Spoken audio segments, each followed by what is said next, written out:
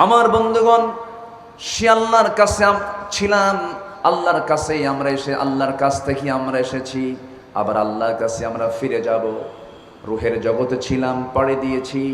মার পেটের জগতে ছিলাম, আলেমে বুতুনও ছিলাম, তাও পাড়ি দিয়েছি। আলেম আর ওয়াহ পাড়ি দিয়েছি, আলমে জাহানে আছি। আলমে জাহান যখন শেষ হয়ে যাবে, মৃত্যুর দুয়ারে পৌঁছে যাব আমরা। মৃত্যুর দুয়ারে পৌঁছাবো না এমন কেউ এখানে আছেন নাকি? কেউ আছেন নাকি বলেন? সবাইকে মরতে হবে, সবাইকে চলে যেতে হবে। কোথায় পালাবেন আপনি? পালানোর কোনো সুযোগ নাই। কুল ইন্নাল মাউতাল্লাযী তাফিরুনা মিনহু ফাইন্নাহু মুলাকীকুম। কোথায় পালাবে? মরণ তোমাকে মোলাকাত করবে, মরণ তোমাকে ধরে ফেলবে। এই দুনিয়াতে যত অপারেশন হয়, হার্টের অপারেশন, ব্রেন অপারেশন, যত জটিল জটিল অপারেশন আছে, এর মধ্যে সবচেয়ে মেজর অপারেশন হবে মৃত্যুর সময়। সেই অপারেশনটার দায়িত্ব আল্লাহ পাক একজন ফেরেশতাকে দান করেছেন। তার নাম কি? মালাকুল মাউত। মালাকুল মাউত আছে না নাই? আসতে বলবেন না, আছে না নাই? আসবে কি না? আসবে কি না? অসময় না সময়? বলেন বলেন, অসময় না সময়? সময় মতো আসবে, সময় মতো আসবে। লা ইস্তাখিরুনা সাআতাও ওয়া লা ইস্তাকদিমুন। এক সেকেন্ড আগেও আসবে না, এক সেকেন্ড পরেও আসবে না। যখন হুকুম হবে, জান কবজের প্রক্রিয়া শুরু হবে, সে মৃত্যুর যন্ত্রণা সবার জীবনে আসবে কিনা বলেন? আসবে। যেহেতু মৃত্যুর মুখোমুখি সবাইকে হতেই হবে, মৃত্যুর দুয়ারে আমাকে আপনাকে পৌঁছতেই হবে, সেক্ষেত্রে আল্লাহ পাক বান্দাকে বলছেন, বান্দা ওয়ালা তামুতুন্না, মৃত্যুবরণ করো না ইল্লা ওয়া আনতুম মুসলিমুন, মুসলমান না হয়ে। তাহলে এই পরামর্শটা কে দিচ্ছেন? আসতে বলবেন না, কে দিচ্ছেন? বান্দা মৃত্যুবরণ করো না যতক্ষণ না তুমি মুসলমান না হতে পেরেছো। আবার ডাকতেছেন কাকে? ইয়া আইয়ুহাল্লাযীনা আমানু, ঈমানদারেরা মুসলমান না হয়ে মরো না। তাহলে আহসিবান নাস আন ইউতরাকু আন ইয়াকুলু আমান্না ওয়া হুম লা ইফতানুন। অতএব ঈমান এনেছি এতটুকুন বললাম আর আমাকে ছেড়ে দেওয়া হবে না। মুসলমানিত্বকে টিকে রাখতে হবে আমাকে আপনাকে। সম্মানিত ভাইয়েরা, ঈমানকে টিকে রাখতে গিয়ে যুগে যুগে ফাঁসির মঞ্চে হাসি মুখে চলে গেছেন এমন বীর সেনানী আছে না নাই? আমাদের এই উদাহরণ দেওয়ার জন্য আর অন্য কোথাও যাওয়া লাগে না। আমার দেশের কিছু বীর সেনানীরা হাসি মুখে ফাঁসির মঞ্চে গিয়েছেন, বাতিল শক্তির কাছে মাথা নত করেন নাই। মরা এত সহজ নয়, তবে হ্যাঁ, মরা আবার সহজ। বিকেল বেলা ফাঁসির সকল কার্যক্রম রেডি হচ্ছে। ছেলেকে ডেকে বলছেন, আমার কলিজার টুকরা সন্তান, তুমি তো আমার চেয়ে বড় আলেম, আমি তোমার কাছ থেকে দলিল নেই, তো মোমেন তুমি আমার জানাজায় তুমি হাজির হবে, তুমি জানাজা পড়াবে। তোমার আম্মাকে বলবে, তোমার আম্মু যেন এত দূর ঢাকা থেকে পাবনায় যেন কষ্ট করে না যায়। চিন্তা করুন, রাতের বেলা ফাঁসি, বিকেল বেলা হাস্যোজ্জ্বল চেহারা নিয়ে সন্তানের সঙ্গে কথোপকথন হচ্ছে। চুল পরিমাণ কোনো ভয় নাই, কারণ তার দিলের মধ্যে লটকানো আছে আল্লাহর জান্নাত। আসতে কোন কেন?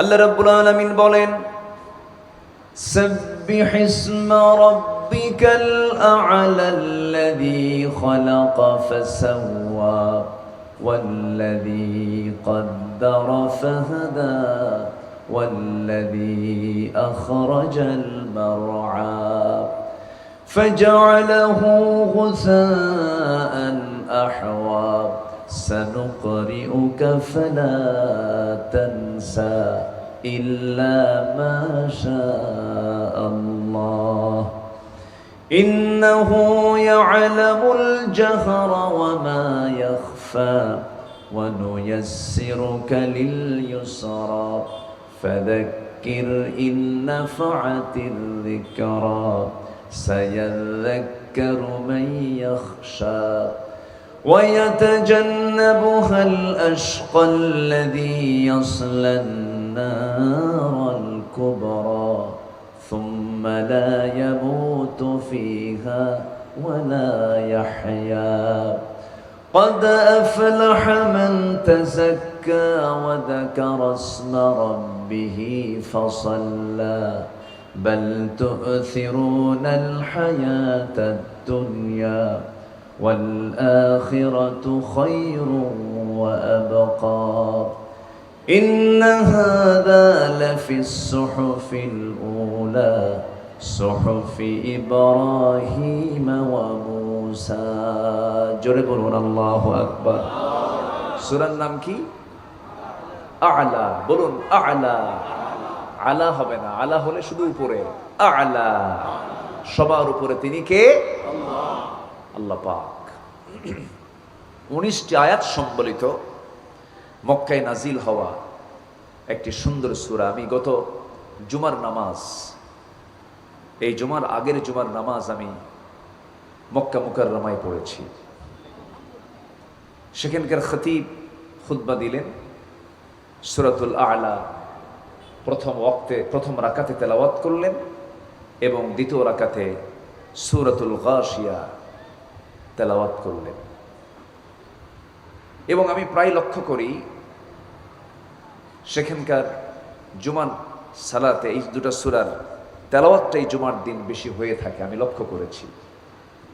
সম্মানিত ভাইরা, আল্লাহ তাআলা সবচেয়ে বেশি খুশি হন যখন বান্দা তাসবিহ জপে, সাব্বিহ ইসমা রাব্বিকাল আ'লা। আল্লাহ সবচেয়ে বেশি খুশি হন যখন বান্দার মুখটা ভিজানো থাকে। কার জিকির দিয়া? কিন্তু বান্দা জিকির করে বেশি না পান খায় বেশি? আসতে খায়, বলেন কি খায় বেশি? পান খায় বেশি। এত পান খায়, তবে চিটাগাংয়ের লোক মনে হয় বিড়ি খায় না, বিড়িও খায়।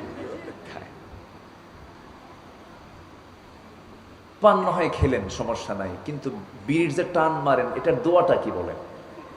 দোয়াও তো নাই। যেটা খাওয়ার দোয়া খুঁজে পাওয়া যায় না, সেই স্মোকিং এর দরকারটা কি? আমার মুখটা ভিজানো থাকবে হলো কার জিকির দিয়ে? বলুন, বলেন কার জিকির দিয়া? আল্লাহর জিকির দিয়ে। আল্লাহ রাব্বুল আলামিন এই জিহ্বাকে সিক্ত রেখেছেন 24 ঘন্টা। আমরা যখন ঘুমিয়ে পড়ি, মুখের ফাঁক দিয়ে, জিহ্বার পার্শ্ব দিয়ে, ঠোঁট দিয়ে লালা পড়ে। যদি এই জিহ্বা যদি ভাটায় পড়ে যেত, জোয়ার না থাকতো, জিহ্বার চতুর্পার্শ্বে যদি পানির জোয়ার, লালার জোয়ার যদি না থাকতো, কথা আসতো? খাওয়া আসতো? রুচি আসতো? আসতো না। তাহলে 24 ঘন্টা আমার জিহ্বার চতুর্পার্শ্বে যিনি লালা জমা করে দেন, তিনি কে? আসতে বলবেন না, তিনি কে? আল্লাহ। শুধু জিহ্বাটা বানান নাই, জিহ্বাকে সিক্ত করার জন্য পানির ব্যবস্থাও করেছেন। সম্মানিত ভাইয়েরা,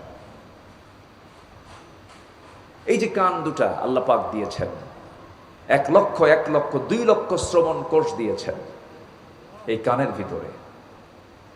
এবং এই কানকে সুরক্ষিত করার জন্য আল্লাহ রাব্বুল আলামিন কানের মধ্যে কিছু তিক্ত জাতীয় পদার্থ দিয়েছেন। এটাকে এলাকায় কি বলে? কানের যে ময়লা, এটাকে কি বলে? খৈল। খৈল তো গরুর খাবার। আচ্ছা, কানের যে ময়লা, এই ময়লাটা আল্লাহ রাব্বুল আলামিন কানের মধ্যে কিন্তু নিজেই দিয়েছেন। কেন জানেন? এটা মিষ্ট না, এটা টকও নয়, এটা হলো তিক্ত। এটা কি বলেন তো? তিক্ত, তিতা। অর্থাৎ যখন বান্দা একটু ঘুমিয়ে পড়বে, হঠাৎ করে যদি কোনো পোকামাকড়, কোনো পিঁপড়া যদি কানের মতো এত গুরুত্বপূর্ণ একটা অঙ্গের মধ্যে যদি ঢুকে যেতে নেয়, সে যেন ভিতরে ঢুকতে না পারে, তার কাছে যেন তিক্ত মনে হয়। এই জন্য মহান রব্বুল আলামিন কানের এই ময়লাটাকে সুন্দর করে তিক্ত করে রেখেছেন আমার কানকে সেভ করার জন্য। এটা জোরে বলে সুবহানাল্লাহ। তাহলে তাসবিহ জপবো কার? পবিত্রতা ঘোষণা করব কার? আল্লাহ পাক। চোখ আল্লাহ রাব্বুল আলামিন দিয়েছেন। এই চোখে আল্লাহ রাব্বুল আলামিন কত যে নিয়ামত দিয়েছেন। চোখের পানি মিষ্টি না লবণ? আসতে বলে, মিষ্টি না লবণ? লবণ। বঙ্গোপসাগরের পানিকে আল্লাহ পাক কি করেছেন? লবণ করেছেন। লবণ যেখানে আছে সেখানে জীবাণু থাকে না, জীবাণু নাশ হয়ে যায়, জীবাণু ধ্বংস হয়ে যায়। আল্লাহ পাক দেখেন একই বডিতে কানটাকে সুরক্ষার জন্য তিক্ততা দিয়ে সেখানে সেফটি দিয়েছেন, আবার চোখকে যাবতীয় ভাইরাস থেকে, জীবাণু থেকে রক্ষা করার জন্য চোখের পানিকে লবণ করে দিয়েছেন। কেউ তো সুবহানাল্লাহ বলছেন না। সম্মানিত ভাইয়েরা, প্রতি মিনিটে মানুষ গড়ে 15 থেকে 20 বার পলক ফেলে। চোখের যে পলক, এটা 15 থেকে 20 বার ফেলে। এই পলক শুধু পড়েই না, বরং প্রতিটা বার পড়ার সময় অশ্রু থেকে লিকুইড ছড়িয়ে দেয় পুরো চোখে। এর ফলে চোখ থাকে আর্দ্র, ধুলাবালি ও ক্ষতিকর জীবাণু থেকে মুক্ত। পলক হলো চোখের প্রাকৃতিক ওয়াইফার। গাড়ি চলতে নিয়ে যেমন ওয়াইফার থাকে, আর চোখের ওয়াইফার হলো পলক। কেউ তো সুবহানাল্লাহ বলছেন না। যা ঘুমের মধ্যেও চোখের সুরক্ষা নিশ্চিত করে। প্রতিদিন আমাদের চোখে গড়ে 1 মিলিলিটার অশ্রু তৈরি হয়, যা স্বচ্ছ অথচ অত্যন্ত কার্যকর এক তরল পদার্থ। এই অশ্রুর মধ্যে থাকে লাইসোজাইম নামের এক প্রাকৃতিক অ্যান্টিবায়োটিক, যা চোখকে ব্যাকটেরিয়ার আক্রমণ থেকে রক্ষা করে। জোরে বলে সুবহানাল্লাহ। যখন হৃদয় বেদনায় ভরাক্রান্ত হয়, আত্মা যখন আল্লাহর ভয় এবং ভালোবাসায় কাঁপে, তখন সেই অশ্রু গড়িয়ে পড়ে গালের উপর দিয়ে। এই অশ্রুই আবার চোখের বাইরের অংশে পুষ্টি এবং অক্সিজেন সরবরাহ করে। কারণ কর্নিয়াতে রক্তনালী থাকে না, তাই চোখের জল চোখকে রক্ষা করে শুকিয়ে যাওয়া, ক্ষয় এবং ব্যাকটেরিয়াল সংক্রমণ থেকে রক্ষা করে। জোরে বলি আল্লাহু আকবার। সবকার দেওয়া বলেন। আমাদের এই দু চোখে প্রায় 27 কোটি 40 লাখ ফটো রিসেপ্টর নামক নিয়োজিত শ্রমিক আল্লাহর হুকুমে কাজ করে চলছে। 27 কোটি 40 লক্ষ ফটো রিসেপ্টর নামক নিয়োজিত শ্রমিক আল্লাহর হুকুমে কাজ করে যাচ্ছে আমার আপনার চোখের জন্য। জোরে বলেন সুবহানাল্লাহ। সম্মানিত ভাইয়েরা, আল্লাহ রাব্বুল আলামিন এত সুন্দর করে সূক্ষ্ম করে চোখ বানিয়েছেন, আর বলছেন বান্দা আলাম নাজআল লাহু আইনাইন। সুবহানাল্লাহ বলবেন না? আল্লাহ রাব্বুল আলামিন বলেন আলাম নাজআল লাহু আইনাইন ওয়া লিসানান ওয়া শাফাতাইন ওয়া হাদাইনাহু নাজদাইন। টানা টানা চক্ষু দিলাম, দুটা ঠোঁট দিলাম, সুন্দর জিহবা দিলাম, এত সুন্দর করে বানায় দিলাম। আমার তাসবিহ জপার জন্য তোমার জিহবাকে আমি সিক্ত করে দিলাম। জিহবার চতুর্দিকে যে পানি, এটাকে স্বাদহীন করেছি, চোখের পানিকে লবণ করেছি, কানের পদার্থকে তিক্ত করেছি, মুখের পানিকে আমি স্বাদহীন করেছি। এই জন্য যদি এটাকে মিষ্ট করতাম, পৃথিবীর কোনো খাবারকে তোমার স্বাদ লাগতো না। আমি আল্লাহ রাব্বুল আলামিন এই জন্য তোমার জিহ্বাকে সিক্ত করেছি স্বাদহীন পানি দিয়া। এই স্বাদহীন পানি দিয়া এই জন্য দিয়েছি যে খাবারটাই নেবে সেই খাবারে তুমি স্বাদ অনুভব করবে। বিজ্ঞান বলছে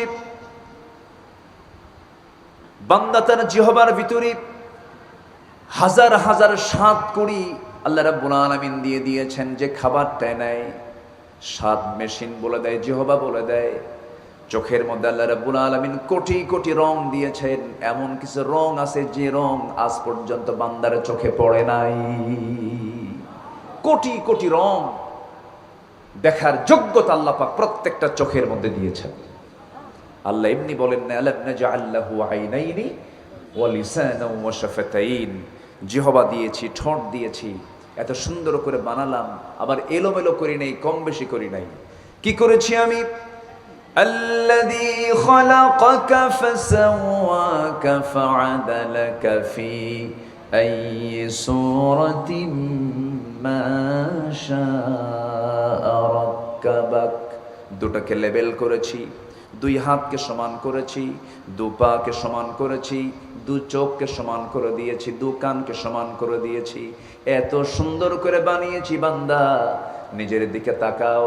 তাসবিহ জপার জন্য, আমার বড়ত্ব প্রকাশের জন্য কারো কাছে যাওয়া লাগবে না, তোমার নিজের দিকে তাকাও। ওয়াফি আনফুসিকুম আফালা তুবসিরুন, নিজের দিকে তাকায় দেখো আমি তোমার কোনো কিছু বাদ রাখি নাই। জোরে বলে সুবহানাল্লাহ।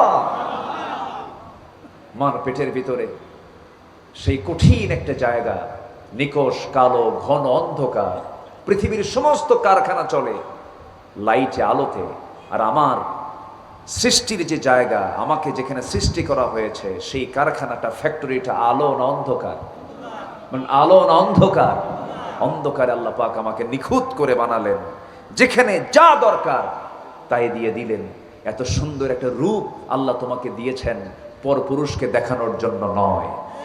এত সুন্দর রূপ, তোমার মাথা থেকে পা পর্যন্ত নিকষ কালো চুল, প্রশস্ত কপাল, ভ্রু যুগল, সুন্দর নারী করে আপনাকে পৃথিবীতে পাঠিয়েছেন মহান রব, শুধুমাত্র একটা পুরুষের সামনে আপনার সৌন্দর্যের পসরা দেখানোর জন্য, ঠিক কিনা?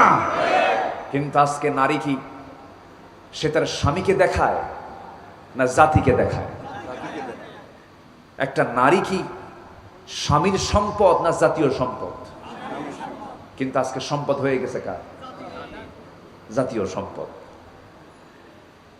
আবার কিছু বেহায়া স্বামী আছে, বউটাকে সুন্দর করে সাজগুজ করায় বলে চলো, হুন্ডায় চড়ালো। কি হুন্ডার নাম জানো? R15। এই যে কে যেন কইছে R15, ওগুলো তো চড়াও যায় না। R15 স্বামী সামনে পড়লো, সামনে বসলো, সামনের সিটটা এত নিচে, ওটা হলো আন্ডারগ্রাউন্ড, আর পিছনে এত উঁচা, ওটা দোতলা। যখন সে হুন্ডা চালায় ওরে আর দেখা যায় না, জাতি সব পিছনে বসা ওই নারীকে দেখে, বউটাকে দেখে। যারা বউ দেখায় ঘুরে ফিরে বেড়ায় তারাই হচ্ছে সমাজের সবচাইতে বড় দায়ুস, নির্লজ্জ, লজ্জাহীন পুরুষ এগুলো। তোমার স্ত্রী তুমি দেখবা, তোমার স্ত্রী তোমার সম্পদ, তুমি দেখবা তাকে। তুমি কেন জাতিকে দেখিয়ে জাতিকে রোগী বানাবা? ফায়াতমাআল্লাযীনা ফি কলবিহিম মারাদুন, যাদের দিলে অসুখ আছে, রোগ আছে, সে রোগটা তাদের বেড়ে যাবে। এই জন্য সমাজের নারী সম্মানের নিশ্চয়তার জন্য একমাত্র কার্যকর পদ্ধতি হতে পারে পর্দার বিধান। যে পর্দা একটি বাস্তব প্রয়োজন। আমার দেশের মেয়েদেরকে পশ্চিমারা উলঙ্গ করে রাস্তা থেকে বের করতে চায়। আমরা আমাদের মা নামক সম্পদকে আমরা উলঙ্গ হতে বের হতে দিতে পারি না। মাদের সম্মান আছে না নাই? মাদের ইজ্জতের দাম আছে না নাই? আছে। পুরুষ, তুমি কোনো নারীর দিকে যখন তাকাবে ভাববে আমার বাড়িতে আমার মা আছে, এমন একজন নারীর পেট থেকে আমার জন্ম হয়েছে। তুমি যখন তোমার চোখ যখন কোনো নারীর, বেহা নারীর যদি কোনো স্তনের দিকে চলে যায়, ভাবতে হবে এমন নরম স্তন থেকে ছোট্টবেলা মা আমাকে দুগ্ধ পান করিয়েছেন। কনসেপ্ট একটু পজিটিভ নিতে হবে, কনসেপ্টটাকে ভালো রাখতে হবে, ভালো মানসিকতা সম্পন্ন মানুষ হতে হবে। যার ভিতরে ভালো মানসিকতা থাকে সেই হচ্ছে একজন মানুষ। সম্মানিত ভাইয়েরা, সম্মানিত বন্ধুগণ, এই যে পৃথিবীতে আজ সকল কিছুর উদ্ভাবন হয়েছে, এটা কল্পনাতীত ছিল। একটা চিঠি আসতে আমেরিকা থেকে 15 দিন সময় লাগতো। এই তো 80-র দশকের কথা বলছি। আজকে একটা সেকেন্ডও সময় লাগে না। WhatsApp, imo, Line, Viber, Instagram, Telegram, 20 gram 14 gram, ঠিক আছে কিনা? আচ্ছা, তো এই যে মিডিয়াগুলো, অ্যাপসগুলো, একটা সেকেন্ডের ভিতরে আদান প্রদান করছে, মেসেজ যাচ্ছে, চিঠি আদান প্রদান হচ্ছে। মানুষ আকাশে উড়িয়েছে বিজয়ের কেতন, হিমালয়ের অহংকারী মাথাকে জয় করেছে, সমুদ্রের তলদেশ জয় করেছে। এত কিছু করার পরেও আজকে গোটা পৃথিবীর মানুষ কি শান্তিতে না অশান্তিতে? শান্তি না অশান্তি? শুধু অশান্তি না মহা অশান্তি। হাজার হাজার অ্যাটম বম বানিয়ে রেখেছে মানবতার রক্ষার জন্য নাকি? হ্যাঁ, মানব রক্ষার জন্য না মানব ধ্বংসের জন্য? ইন্ডিয়া বলে আমার কাছে এতগুলো আছে, বেশি কইবি তো সাইজ করব। পাকিস্তান কয় আমার চেয়ে তোর কাছ থেকে আমার কাছে আরো বেশি শক্তিশালী সম্পন্ন আমার কাছে আছে, আরো পাওয়ারফুল।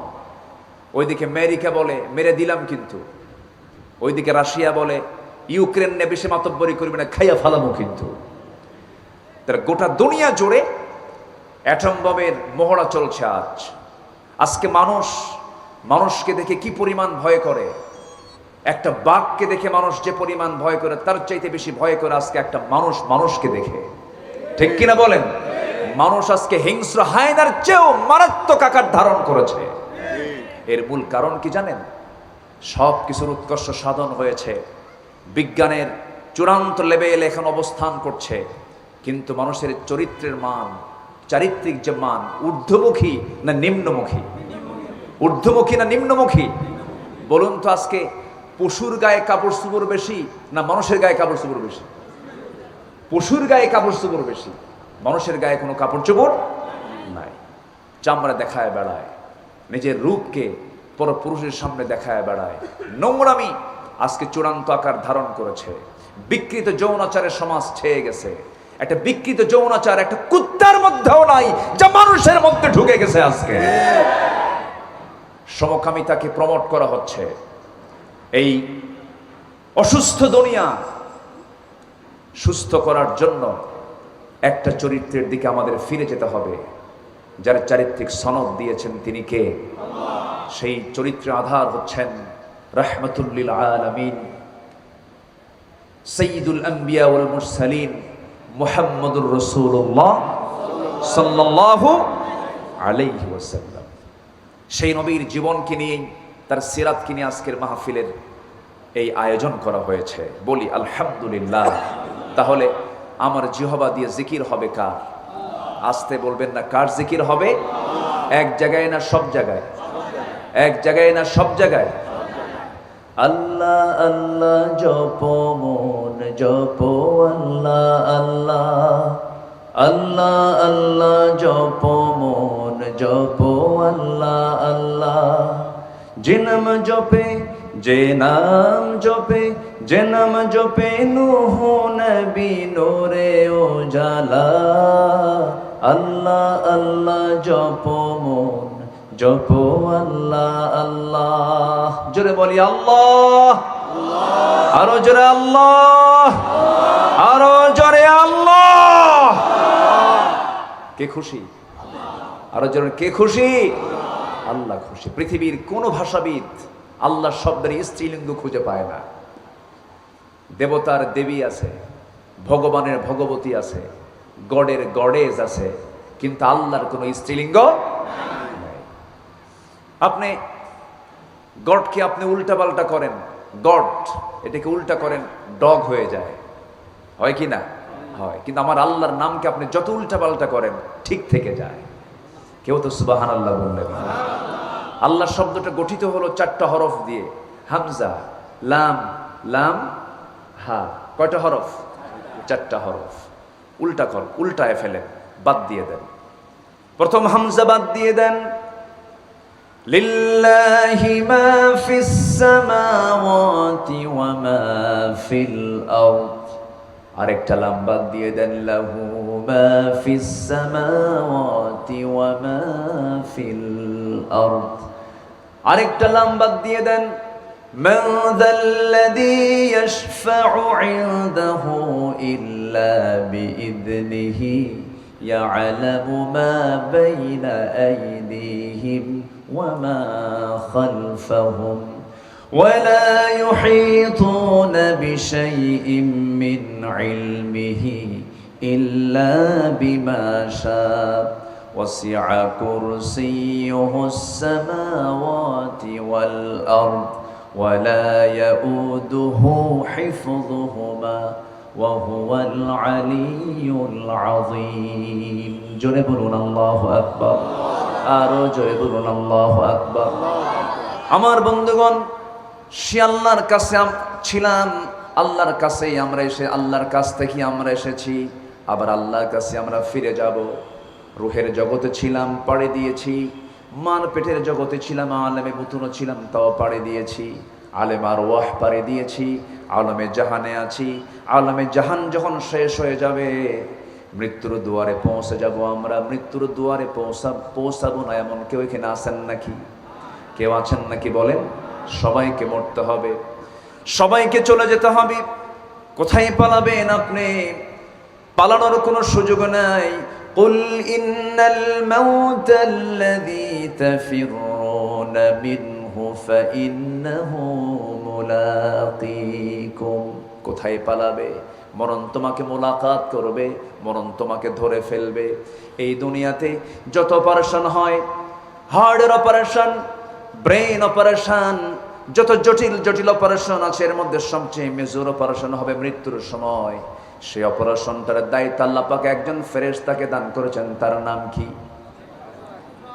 মালাকুল মাউত মালাকুল মাউত আছে না নাই আসতে বলবেন না আছে না নাই আসবে কি না আসবে কি না অসময় না সময় বলেন বলেন অসময় না সময় সময় মতো আসবে সময় মতো আসবে লা ইস্তাখিরুনা সাআতাও ওয়ালা ইস্তাকদিমুন এক সেকেন্ড আগেও আসবে না এক সেকেন্ড পরেও আসবে না যখন হুকুম হবে জান কবজের প্রক্রিয়া শুরু হবে সে মৃত্যুর যন্ত্রণা সবার জীবনে আসবে কিনা বলেন আসবে যেহেতু মৃত্যুর মুখোমুখি সবাইকে হতেই হবে মৃত্যুর দুয়ারে আমাকে আপনাকে পৌঁছতেই হবে সেক্ষেত্রে আল্লাহ পাক বান্দাকে বলছেন বান্দা ওয়ালা তামুতুন্না মৃত্যুবরণ করো না ইল্লা ওয়া আনতুম মুসলিমুন মুসলমান না হয়ে তাহলে এই পরামর্শটা কে দিচ্ছেন আসতে বলবেন কে দিচ্ছেন বান্দা মৃত্যুবরণ করো না যতক্ষণ না তুমি মুসলমান না হতে পেরেছো আবার ডাকতেছেন কাকে ইয়া আইয়ুহাল্লাযীনা আমানু ঈমানদারেরা মুসলমান না হয়ে মরো না তাহলে আহসিবান নাস আন ইউতরাকু আন ইয়াকুলু আমান্না ওয়া হুম লা ইফতানুন অতএব ঈমান এনেছি এতটুকু বললাম আর আমাকে ছেড়ে দেওয়া হবে না মুসলমানিত্বকে টিকে রাখতে হবে আমাকে আপনাকে সম্মানিত ভাইয়েরা ঈমানকে টিকে রাখতে গিয়ে যুগে যুগে ফাঁসির মঞ্চে হাসি মুখে চলে গেছেন এমন বীর সেনানী আছে না নাই আমাদের এই উদাহরণ দেওয়ার জন্য আর অন্য কোথাও যাওয়া লাগে না আমার দেশের কিছু বীর সেনানীরা হাসি মুখে ফাঁসির মঞ্চে গিয়েছেন বাতিল শক্তির কাছে মাথা নত করেন নাই মরা এত সহজ নয় তবে হ্যাঁ মরা আবার সহজ বিকেল বেলা ফাঁসির সকল কার্যক্রম রেডি হচ্ছে ছেলেকে ডেকে বলছেন আমার কলিজার টুকরা সন্তান তুমি তো আমার চেয়ে বড় আলেম আমি তোমার কাছ থেকে দলিল নেই তো মোমেন তুমি আমার জানাজায় তুমি হাজির হবে তুমি জানাজা পড়াবে তোমার আম্মাকে বলবে তোমার আম্মু যেন এত দূর ঢাকা থেকে পাবনায় যেন কষ্ট করে না যায় চিন্তা করুন রাতের বেলা ফাঁসি বিকেল বেলা হাস্যোজ্জ্বল চেহারা নিয়ে সন্তানের সঙ্গে কথোপকথন হচ্ছে চুল পরিমাণ কোনো ভয় নাই কারণ তার দিলের মধ্যে লটকানো আছে আল্লাহর জান্নাত আসতে কোন কেন সেই মৃত্যু আমরা চাই যে মৃত্যু হবে আমার নবীর বর্ণনা আল্লাহওয়ালা বান্দার যখন ইন্তেকাল হয় শরীরে চিমটি কাটলে যে কষ্ট পাওয়া যায় পিঁপড়া কামড় দিলে যে কষ্ট পাওয়া যায় তার চেয়েও কম কষ্ট নিয়ে মার কোলে শিশু সন্তান যেমন আলতো করে ঘুমিয়ে পড়ে এমন ভাবেই একটা ভালো মানুষের মৃত্যু দুনিয়াতে হয়ে যায় এমন মৃত্যু কি আমরা চাই আসতে বলবেন এমন মৃত্যু কি আমরা চাই তবে হ্যাঁ এরপরও তো অপারেশন এরপরও কি অপারেশন। এটা কি ইনজেকশন? না, অপারেশন। অপারেশন কেন বললাম আমি? আল্লাহ রাব্বুল আলামিন বলেন, ওয়ান্নাসিআতি গারকাও ওয়ান্নাশিতাতি নাশতা।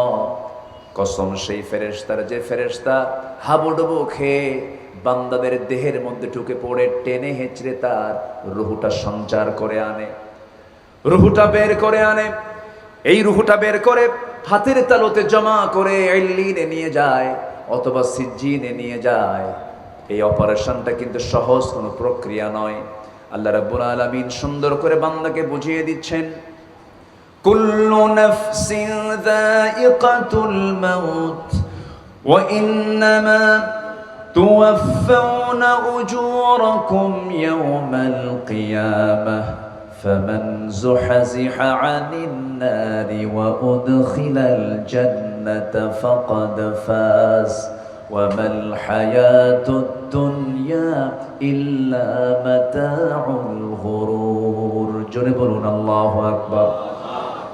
সূরা আলে ইমরান আয়াত নম্বর 185। আল্লাহ রাব্বুল আলামিন বলেন, নফস আছে যার, জীবন আছে যার, তাকেই তো মৃত্যুর স্বাদ নিতে হবে। কিসের স্বাদ বলেন? মৃত্যুর স্বাদ নিতে হবে। মৃত্যুর স্বাদটা বড় ভয়ঙ্কর। আমার নবীজি একদিন রবিউল আউয়াল মাস, নবীজি ইন্তেকাল করবেন। ইন্তেকালের পূর্বে প্রচন্ড কষ্ট হচ্ছিল তার। হাতের অঞ্জলি ভরে ভরে পানি বারবার নিচ্ছেন আর মুখে মারতেছেন, বারবার হাতে নিচ্ছেন, মুখে মারতেছেন আর বলছেন, ও আমার সাহাবীরা, মৃত্যুর যন্ত্রণা বড়ই কঠিন, খুব কষ্ট হচ্ছে আমার। আল্লাহ রাব্বুল আলামিন অন্য আয়াতে বলছেন, সূরাতুল কাফ, ওয়াজাআত সাকরাতুল মাউতি বিল হাক্কি যালিকা মা কুনতা মিনহু তাহিদ। আল্লাহ রাব্বুল আলামিন বলেন, মৃত্যুর যন্ত্রণা যখন আসবে তা থেকে তুমি পালন করতে পারবে না, অবশ্যই তোমাকে এই স্বাদ গ্রহণ করতে হবে। হাদিসের বর্ণনায় পাওয়া যায়, একটা জীবন্ত প্রাণীর মাথা থেকে পা পর্যন্ত চামড়া টেনে আনলে যতটুকু না কষ্ট হয়, তার চাইতে বেশি কষ্ট হয় হলো একজন মানুষের যখন জান কবজ হয়। আমার বন্ধুগণ, আমার ভাইরা, সাইয়েদনা ওমর ফারুক রাদিয়াল্লাহু তাআলা আনহু একদিন হযরত কাবকে বলছেন, কাব, মৃত্যুর যন্ত্রণা কেমন? মৃত্যুর যন্ত্রণা সম্পর্কে তুমি আমাকে একটু জানাও। সাইয়েদনা কাব বললেন, খলিফাতুল মুসলিমিন, আমি যতটুকু বুঝতে পারি, আমি যতটুকু জানতে পেরেছি, একটা জীবন্ত প্রাণীর পেটের ভিতরে কাঁটাওয়ালা ডাল ঢুকানোর পর সেই ডাল টেনে আনতে নিয়ে সেই ডালের সাথে, সেই কাঁটার সাথে কিছু পেটের নাড়িভুঁড়ি বের হয়ে আসলো, আবার কিছু নাড়িভুঁড়ির সাথে পেটের মধ্যে কিছু ডাল, কিছু কাঁটা থেকে গেল। এমন চিত্র হলে যে কষ্ট হবে, তার চাইতে বেশি কষ্ট একজন বান্দার মৃত্যুর সময় হয়ে থাকে। এত কঠিন মুখোমুখি একটা অবস্থা আমার আপনার জীবনে আসবে। আমার নবীজি মৃত্যুর সময় বারবার মুখে পানি ঢালতেছিলেন আর বলছেন, লা ইলাহা ইল্লাল্লাহ, ইন্নালিল মাউতি সাকারাত, ইন্নালিল মাউতি সাকারাত। মৃত্যুর যন্ত্রণা বড় কষ্টকর, মৃত্যুর যন্ত্রণা বড় কষ্টকর। এমন মুহূর্ত সবার সামনে, সবার জীবনে আছে না নাই বলুন? আছে। এটাকে ভাবতে হবে। মানুষ ভালো হওয়ার জন্য বেশি শিক্ষার প্রয়োজন হয় না। মানুষ ভালো হওয়ার জন্য মানুষের বাস্তব একটা শিক্ষা হলো বাবার মৃত্যু, মার মৃত্যু, ভাইয়ের মৃত্যু, বন্ধুর মৃত্যু, প্রতিবেশীর মৃত্যু। একটা মৃত্যু চিন্তা যদি মানুষের মধ্যে যদি ডিপ হয়ে যায়, আল্লাহর কসম, এই চিন্তাই মানুষকে আল্লাহওয়ালা বানাইয়া দেয়। আমার বন্ধুগণ, মান আকিয়াসুন নাস ওয়া আহজামুন নাস ইয়া রাসূলুল্লাহ, আমার নবীজিকে প্রশ্ন করা হলো সবচেয়ে চালাক লোকটাকে, বিচক্ষণ লোকটাকে। আমার রাসূল বললেন, ক্বালা আকসারুকুম যিকরাল লিল মাউতি ওয়া আকসারুহুম ইস্তিআদাদা উলাইকাল আকিয়াস। সবচেয়ে চালাক এবং বিচক্ষণ লোকটা সেই যে বারবার মৃত্যুর কথা স্মরণ করে। কেউ তো আমরা বাঁচতে আসি নাই ভাই। আমার বয়সী শরীয়তুল্লাহ জিহাদি ভাইয়ের বয়সী, এই যে বয়োবৃদ্ধ, জ্ঞানবৃদ্ধ আব্দুস শাকুর সাহেবের সমবয়সী বহু মানুষ দুনিয়াতে আছে নাকি? চলে গেছে। আমার এক বন্ধু ছিল, আর্মিতে চাকরি করত। বহুদিন কথা হয় না। কয়েকদিন আগে আমি তার নাম্বারে ফোন দিলাম।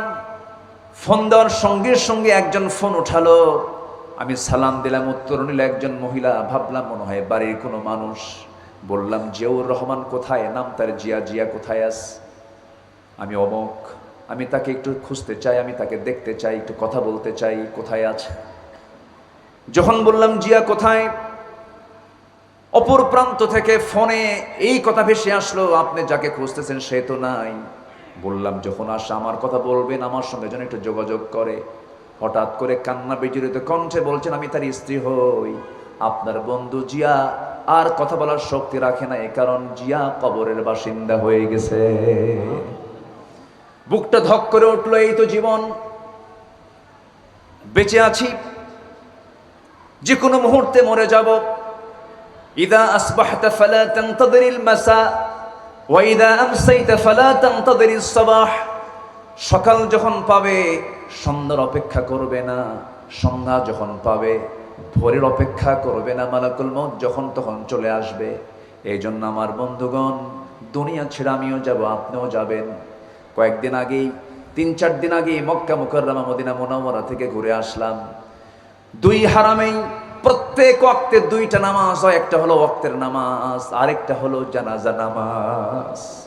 আসসালাতু আলাল আমওয়াত ওয়াত্তিফলি ইয়ারহামুকুমুল্লাহ, এই বলেই জানাজায় দাঁড়ায়া যায়। সামনে লাশ নিয়ে জানাজায় আমরা হাজির হয়ে যাই।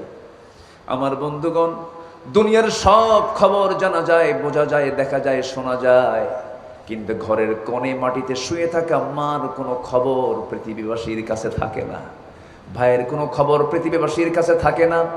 সব একদিন দুনিয়া থেকে ওই কবরে চলে যাব, ওই কবরের বাসিন্দা হয়ে যাব। এই জন্য মৃত্যুর চিন্তা যে বান্দার মধ্যে সর্বক্ষণ থাকবে, সেই বান্দা মিথ্যুক হতে পারে না, সেই বান্দা হিংসুক হতে পারে না, সে বান্দা অহংকারী হতে পারে না, সে বান্দা চগলখোর হতে পারে না, সে বান্দার মুখ থেকে বেশি কথা বের হতে পারে না, সে বান্দার মুখে বেশি হাসি থাকতে পারে না। কারণ এই দুনিয়ার জায়গাটা হলো হাসির জায়গা না কান্নার জায়গা? কান্নার জায়গা। পৃথিবীতে আমরা কাঁদতে এসেছি, কিন্তু তৃপ্তি মতো আনন্দ প্রকাশ করবো আমরা জান্নাতের মধ্যে। দুনিয়াটা হলো মূলত কান্নাকাটি করার জায়গা, দুনিয়াটা হলো কষ্টের জায়গা। হুজিবাতুল জান্নাহ বিল মাকারিহ হুজিবাতুন নারু বিশ শাহাওয়াত। জান্নাতটা মুড়ানো আছে কষ্ট দিয়া, ক্লেশ দিয়া, আর জাহান্নামটা মুড়ানো আছে দুনিয়ার সুখ শান্তি দিয়া। এই দুনিয়া ছেড়ে আমিও যাব, আপনিও যাবেন, কিন্তু দুনিয়াতে আমার চোখের পানি যদি আল্লাহর ভয়ে ফেলতে পারি, পৃথিবীর কোনো মানুষ আমার আপনার চোখের পানির মূল্য দেবে না। স্বামী হয়ে বউয়ের সামনে কাঁদতেছেন, বউ বলবে পুরুষ মানুষ কান্দে নাকি? আবার স্ত্রী হয়ে স্বামীর সামনে কাঁদতেছেন, স্বামী বলবে মেয়ে মানুষ এরকম কান্দেই। কর্মচারী মালিকের সামনে কান্দে, কর্মচারীর কান্না দেখে মালিক বলবে ভান করো। আবার মালিক কান্না করবে, কর্মচারী বলবে দেখো এত টাকা পয়সা, আবার কান্না করে তার অভিনয় করে। কেউ আপনার কান্নার মূল্য দেবে না, সবাই বলবো অভিনেতা। কিন্তু একজন মালিকের কাছে যদি আপনি চোখের পানি ফেলে নীরবে নিবৃতে যদি কাঁদতে পারেন, 1 ফোঁটা চোখের পানি শুধু যদি ফাফাদাত আইনাহু, আল্লাহর ভয়ে যদি ফেলতে পারেন, 1 ফোঁটা চোখের পানি দিয়ে আল্লাহ রাব্বুল আলামিন 7টা জাহান্নামকে নিভায় দিয়া মহান রাব্বুল আলামিন 8টা জান্নাতের দরজা আপনার জন্য খুলে দিবে। কাঁদবো আমরা কার কাছে? আসতে বলবে না, কাঁদবো আমরা কার কাছে? আল্লাহর কাছে। আমার আপনার দায়িত্ব হলো কান্নাকাটি করা, জাহান্নাম থেকে বাঁচার চেষ্টা করা। আল্লাহ রাব্বুল আলামিন বলেন, ওয়াল্লাযীনা ইয়াবীতুনা লিরাব্বিহিম সুজদান ওয়া কিয়ামা ওয়াল্লাযীনা ইয়াকুলুনা রাব্বানা ইসরিফ আন্না আযাবা জাহান্নাম ইন্না আযাবাহা কানা গরামান ইন্নাহা সাআত মুস্তাকাররান ওয়া মুকামা। রাত যখন গভীর হয়ে যায়, আল্লাহওয়ালা বান্দারা তখন আল্লাহর প্রেমে মশগুল হয়ে যায়। 12টা বেজে গেছে, ইমানদার বান্দা ঈশার নামাজ পড়ে আর কোনো কাজ করবে না, সে ঘুমের জন্য প্রিপারেশন নেবে। ঘুমটা দরকার, বাঁচার জন্য ঘুমের দরকার আছে না নাই? আগের রাত না পরের রাত? বলেন বলেন। Early to bed early to rise, পরের রাত না আগের রাত? আগের রাত। সন্ধ্যা রাত এসার পরে ঘুম। আমার নবীজি আগে ঘুমিয়ে পড়তেন, ঘুমাতেন কম, শেষ রাতে তিনি উঠতেন, কারণ আল্লাহ রাব্বুল আলামিন বলেন, ইয়া আইয়ুহাল মুযাম্মিলু কুমিল লাইলা ইল্লা কালিলান নিসফাহু আও ইনকুস মিনহু কালিলা আও জিদ আলাইহি ওয়া রাত্তিলিল কুরআনা তারতিলা। জোরে বলুন আল্লাহু আকবার। রাতে রাতে রাসূল জেগে যেতেন, সেজদায় পড়ে কাঁদতেন, রুকুতে থাকতেন, সেজদায় ঘন্টা পার হয়ে যেত, নবীজির সেজদা থেকে মাথা উঠতো না, কপালটা ফুলে যেত, চক্ষু লাল হয়ে যেত, জায়নামাজ ভিজে যেত। আমার নবীজির কান্না দেখে আম্মা জান আয়েশা বলতেন, ইয়া রাসূলুল্লাহ, এত কাঁদেন কেন? আফালা আন আকুনা আবদান শাকুরা। ও আমার আয়েশা, আমি কি আল্লাহর শুকর বান্দা হব না? আমি কি আল্লাহর নাশকর বান্দা হব নাকি? আমি চোখের পানি কি ফেলবো না? কারণ আল্লাহ যদি আমাকে পাকড়াও করেন, আমি নাজাত পাবো না। লাইয়ান জুহাদুম মিনকুম ইল্লা ইয়াতাগাম্মাদানি আল্লাহ, কিন্তু আল্লাহ পাক আমাকে রহমতের চাদর দিয়ে বেষ্টন করবেন, আল্লাহ পাক আমাকে মাফ করে দিবেন। আমার বন্ধুগণ, নবীজির চোখের পানিতে গাল ভিজে যেত, দাড়ি ভিজে যেত, এত পরিমাণ কেঁদেছেন মুহাম্মদুর রাসূলুল্লাহ, এত পরিমাণ চোখের পানি ফেলে ফেলে কেঁদেছেন, যার আগের পরের সমস্ত গুনাহগুলো মাফ করে দিয়েছেন মহান রব্বুল আলামিন। সেই নবীজির চোখের পানি বের হওয়ার মূল কারণ হলো কার ভয়? আসতে বলবেন না, কার ভয়? আমরা ভয় করব কাকে? আসতে বলবেন না, ভয় করব কাকে? দিল থেকে ভয় করব। কিসের থেকে বলেন? দিল থেকে। আমরা সফল হতে চাই না ব্যর্থ হতে চাই? পরাজিত হতে চাই না বিজয়ী হতে চাই? এই জন্য নফসকে আমরা ঠিক রাখবো। প্রকৃত সফল কারা? প্রকৃত সফল কারা? আল্লাহ রাব্বুল আলামিন সুন্দর করে সেই সূরাতুল আলার মধ্যে বলছেন। আজকে আমি কোন সূরা থেকে কথা বলছি? সূরাতুল আলা। আল্লাহ রাব্বুল আলামিন বলছেন, قد أفلح من تزكى وذكر اسم ربه فصلى بل تؤثرون الحياة الدنيا والآخرة خير وأبقى إن هذا لفي الصحف الأولى صحف إبراهيم وموسى। কয় নবীর নাম এখানে? এখানে কয় নবীর নাম বললাম? দুই নবী, ইব্রাহিমা ও মূসা। ইব্রাহিমা ও মূসা।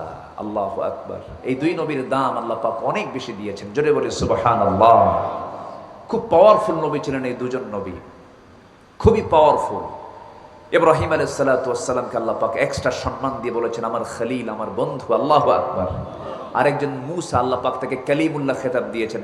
আল্লাহ পাক ফেরেশতাকে না দিয়া আল্লাহ পাক সরাসরি মূসার সঙ্গে কথা বলেছেন। তো জোরে বলেন সুবহানাল্লাহ। সম্মানিত ভাইয়েরা, আজকে যদি এই কোরআনকে যদি জাতীয়ভাবে যদি চর্চা করা হতো, নবীর সিরাত কিনে যদি জাতীয়ভাবে চর্চা করা হতো, দেশে আদর্শ নাগরিক তৈরি হতো। কিন্তু সেই চর্চা না করে এই সরকারের আমলেও নতুন করে শিক্ষক নিয়োগ দিয়েছে, সেটা হলো সঙ্গীতের শিক্ষক, গানের শিক্ষক। কিসের শিক্ষক বলেন? গানের শিক্ষক। এটা হাস্যকর, এটা রীতিমতো আপত্তিকর। জাতির চরিত্র সুন্দর করার একমাত্র মাধ্যম হচ্ছে একটা জীবন, একটা কিতাব। একটা জীবন মুহাম্মদ সাল্লাল্লাহু, আর আরেকটা কিতাবের নাম কি? আরেকটা কিতাবের নাম কি? কোরআন। এই কোরআন দিয়ে মানুষের জীবনকে সুন্দর করা সম্ভব। কিন্তু কোরআন বোঝে না। ওরা বুঝবে কেমনে? ওরা তো জানেই না কোরআন। আবার কোরআন জানে না, আবার হাবভাব দেখায় বুঝে আমি বিশাল কিছু বুঝি। তোমরা কি বুঝো? কোরআন কোরআন বোঝে ওই কানার মতো। আমি প্রায় একটা উদাহরণ দিই। এক কানা গেছে মসজিদে নামাজ পড়তে। তো নামাজ পড়তে গিয়ে আজান হওয়ার আগ দিয়ে ওই অন্ধ লোকটি ইমামের সঙ্গে কথা বলতেছে। কথা বলতে বলতেই চরম বাকবিতণ্ডা শুরু হয়ে গেছে, তর্ক বিতর্ক শুরু হয়ে গেছে, চরম ঝগড়া। ইতিমধ্যে আজান দিয়ে ফেলছে, নামাজ ইমাম দাঁড়ায় গেছে। ওই অন্ধ লোকটা, কানা লোকটা পিছনে নামাজে দাঁড়ায় গেছে। ইমাম সব সূরা ফাতিহা পড়ার পরে এমন একটা সূরা বলছে, এমন একটা আয়াত বলছে, যে আয়াতের অংশ হলো ওয়া কানা মিনাল কাফিরিন। ওয়া কানা মিনাল কাফিরিন। এখন কানা মনে মনে চিন্তা করে, কিছুক্ষণ আগে গন্ডগোল হলো, নামাজের ভিতরে ফতুয়া জারি হলো, আমি কানা কাফের। কি কথা কি বুঝতেছেন? ওয়া কানা মিনাল কাফিরিন। প্রচন্ড রাগ, মানে ক্ষোভ জমা করে সে চলে গেছে ওই দিন বাড়িতে। দ্বিতীয় দিন আবার নামাজ পড়তে আসছে। এইদিকে যিনি ইমাম, তার আবার একটা পা হলো খাটো, ন্যাংড়া সাইজের, খাটো সাইজের ন্যাংড়া। তো ইমাম সাহেবদের আবার পছন্দের কিছু সূরা থাকে, কিছু আয়াত থাকে যেটা ঘন ঘন পড়ে। প্রথম দিন মাগরিবে যে সূরা, এই দ্বিতীয় দিনের মাগরিবে সেই সূরা। ইমাম সামনে দাঁড়ানো, পিছনে ওই কানা মুসল্লি দাঁড়ানো। এই দিনও সূরা ফাতিহার পর ওই আয়াতটা যখনই বলেছে ওয়া কানা মিনাল কাফিরিন, এখন এই কানা আর নিজেকে নিয়ন্ত্রণ করতে না পেরে নামাজের মধ্যে উল্টা ফতোয়া দিচ্ছে, ও ল্যাংড়ানা মিনাল ফাসিকিন। কি কথা কি বুঝতেছেন? আমি কানা যদি কাফের হই, তুই ন্যাংড়া হলি ফাসিক। ওরা কোরআন বোঝে ওই কানার মতো। আসতে বলবেন না, জোরে বলুন ঠিক কিনা? কোরআন যদি সঠিক বুঝতো, সঙ্গীতের শিক্ষক না দিয়া, গানের শিক্ষক না দিয়া, প্রত্যেকটা শিক্ষাঙ্গনে কোরআনের শিক্ষক তারা সেখানে নিয়োগ দিত। সিরাতের এই মাহফিল থেকে, চট্টগ্রাম নগরীর এই হৃৎপিণ্ড থেকে, এই পয়েন্ট থেকে আমরা সুস্পষ্ট ভাষায় জানান দিতে চাই, জাতির চরিত্র সুন্দর করার জন্য কোনো চরিত্র দরকার নাই, শুধু বিশ্বনবীর চরিত্রের চর্চা জাতির মধ্যে ঢুকিয়ে দেওয়া হোক। এই জাতি হবে গোটা পৃথিবীর শ্রেষ্ঠ জাতির মানে চলে যাবে। সম্মানিত ভাইয়েরা, সম্মানিত বন্ধুগণ, আবার কিছু সমাজে এক শ্রেণীর তেলবাজ লোক থাকে, খালি তেল মারে। আছে না নাই বলেন তো? তেল মারা লোক আছে না নাই? আচ্ছা, এদেশে হক কথা বলার লোক বেশি না তেল মারা লোক বেশি? খালি মালিকরে তেল মারে। একটা উদাহরণ মনে পড়লো। এক বেচারি ইমাম সাহেবকে খাওয়ায়। ইমাম সাহেব কি করে? খাওয়ায়। ইমাম সাহেবকে খাওয়ায়। ইমাম সাহেব নামাজের মধ্যে প্রায় প্রায় একটা সূরা পড়ে, যে সূরাটা আজকে আমি পড়লাম, রূপক অর্থে বলছি। ওয়াল আখিরাতু খায়রুন ওয়া আবকা ইন্না হাযা লাফিস সুহুফিল উলা সুহুফি ইব্রাহিমা ওয়া মূসা। তো যে মসজিদে ইমাম সাহেব নামাজ পড়ায়, সেই মসজিদের সভাপতি এবং সেক্রেটারির নাম হলো ইব্রাহিম আর মূসা। কি কথা কি বুঝতেছেন? কিন্তু যে খাওয়ায় তার নাম হলো টুকু মিয়া। তার নাম কি? টুকু মিয়া। টুকু মিয়া মনে মনে ভাবে, খাওয়াই আমি আর দোয়া পরে ইব্রাহিম মুসার। ইমাম সাহেব খেতে যান, কিন্তু খাওয়ান টুকু মিয়া ঠিকই, কিন্তু মুখে কোনো হাসি নাই। তো হাসি নাই দেখে ইমাম সাহেব বললেন, ভাই আমার খাওয়া তো আর পেটে উঠতেছে না, আমার খাওয়ার মুখে আসে না। আপনি এত সুন্দর করে হরেক রকমের রান্না বান্না করে খাওয়াচ্ছেন, কিন্তু মুখটা আপনার খুব গম্ভীর, মুখে কোনো হাসির কোনো চিহ্ন নাই, মনটা আপনার খারাপ, আপনি কথা বলছেন না আমার সঙ্গে ভালো করে। কে এত কিছু বোঝেন, একটু নাম নেওয়া বোঝেন না? বলতেছে, আমি তো বুঝতেছি না আপনার কথা। কে কোরআন শরীফে সবই খুঁজে পান, এত সুন্দর দোয়া পড়েন, নামাজের মধ্যে শুধু আপনি ইব্রাহিম মুসা করেন, টুকু নাই, টুকু নাই। কি কথা কি বুঝতেছেন আপনারা? এবার ইমাম টের পেয়ে বলতেছে, ভাই আপনি এবার আর চিন্তা করেন না, আমি নামাজে আপনার নামে দোয়া করে দেব। এখন টুকু শব্দ তার কোরআনে নাই। বলতেছে, ওয়াল আখিরাতু খায়রুন ওয়া আবকা ইন্না হাযা লাফিস সুহুফিল উলা সুহুফি ইব্রাহিমা ওয়া মূসা ওয়া টুকু। যখন কইছে টুকু, সব মুসল্লি নামাজ শেষে ধরে বলতেছে, আপনি টুকু শব্দ পাইলেন কোথায়? আমার কি খাওয়া বন্ধ করে দেব আমি?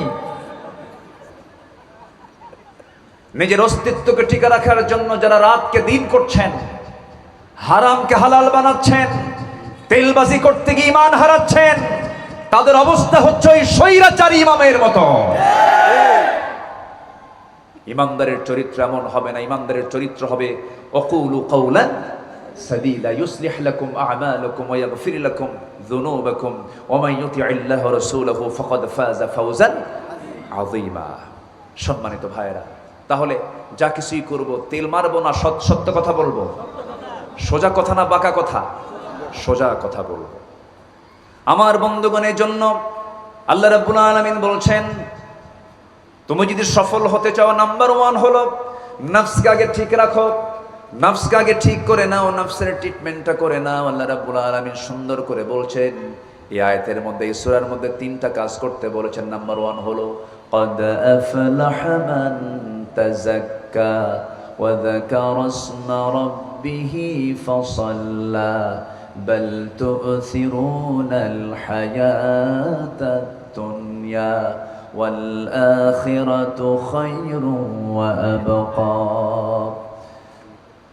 ওই বান্দাই সফল, ওই বান্দাই সাকসেস যে তার নফসকে শুদ্ধ করতে পেরেছে। যা করব আমি আল্লাহর জন্য করব।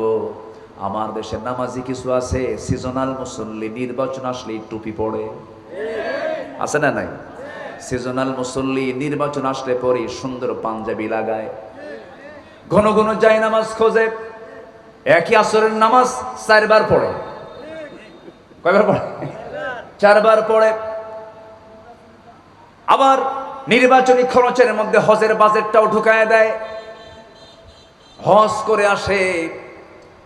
নির্বাচন আসলে পরে টুপি পড়ে। তারা আবার বলে আমরা নাকি ধর্ম ব্যবসায়ী। ধর্ম ব্যবসায়ী তো তারাই যারা সারা বছর নামাজ না পড়ে, রমজান যখন নির্বাচন আসে সেই সময় যারা নামাজ ধরে টুপি পড়ে তারাই হলো ধর্মের আসল ব্যবসায়ী।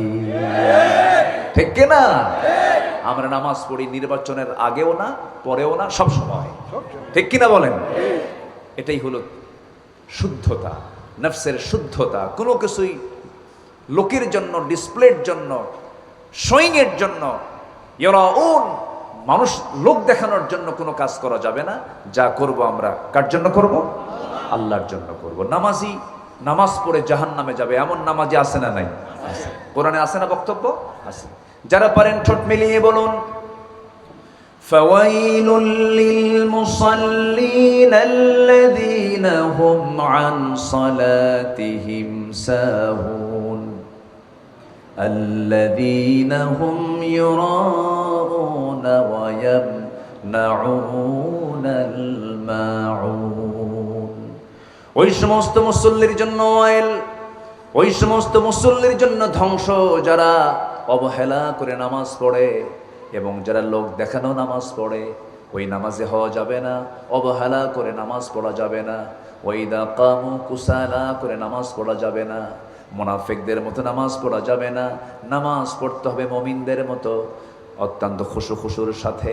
আল্লাহ রাব্বুল আলামিন ওই বান্দাকে জান্নাতুল ফেরদাউসের মালিক বানায় দিবেন যারা ওয়াল্লাযীনা হুম আলা সালাওয়াতিহিম ইউহাফিযুন ওয়াল্লাযীনা হুম আলা সালাওয়াতিহিম ইউহাফিযুন قد أفلح المؤمنون الذين هم في صلاتهم خاشعون খুশুর সঙ্গে যারা নামাজ পড়বে, নামাজে দাঁড়ায় যারা অশান্তি হবে না, নামাজে দাঁড়ানোর সঙ্গে সঙ্গে যে প্রশান্তি খুঁজে পাবে, নামাজে দাঁড়ানোর সঙ্গে সঙ্গে যে শান্তি খুঁজে পাবে, নামাজে দাঁড়ানোর সঙ্গে সঙ্গে মনে হবে না নামাজ কখন শেষ হবে।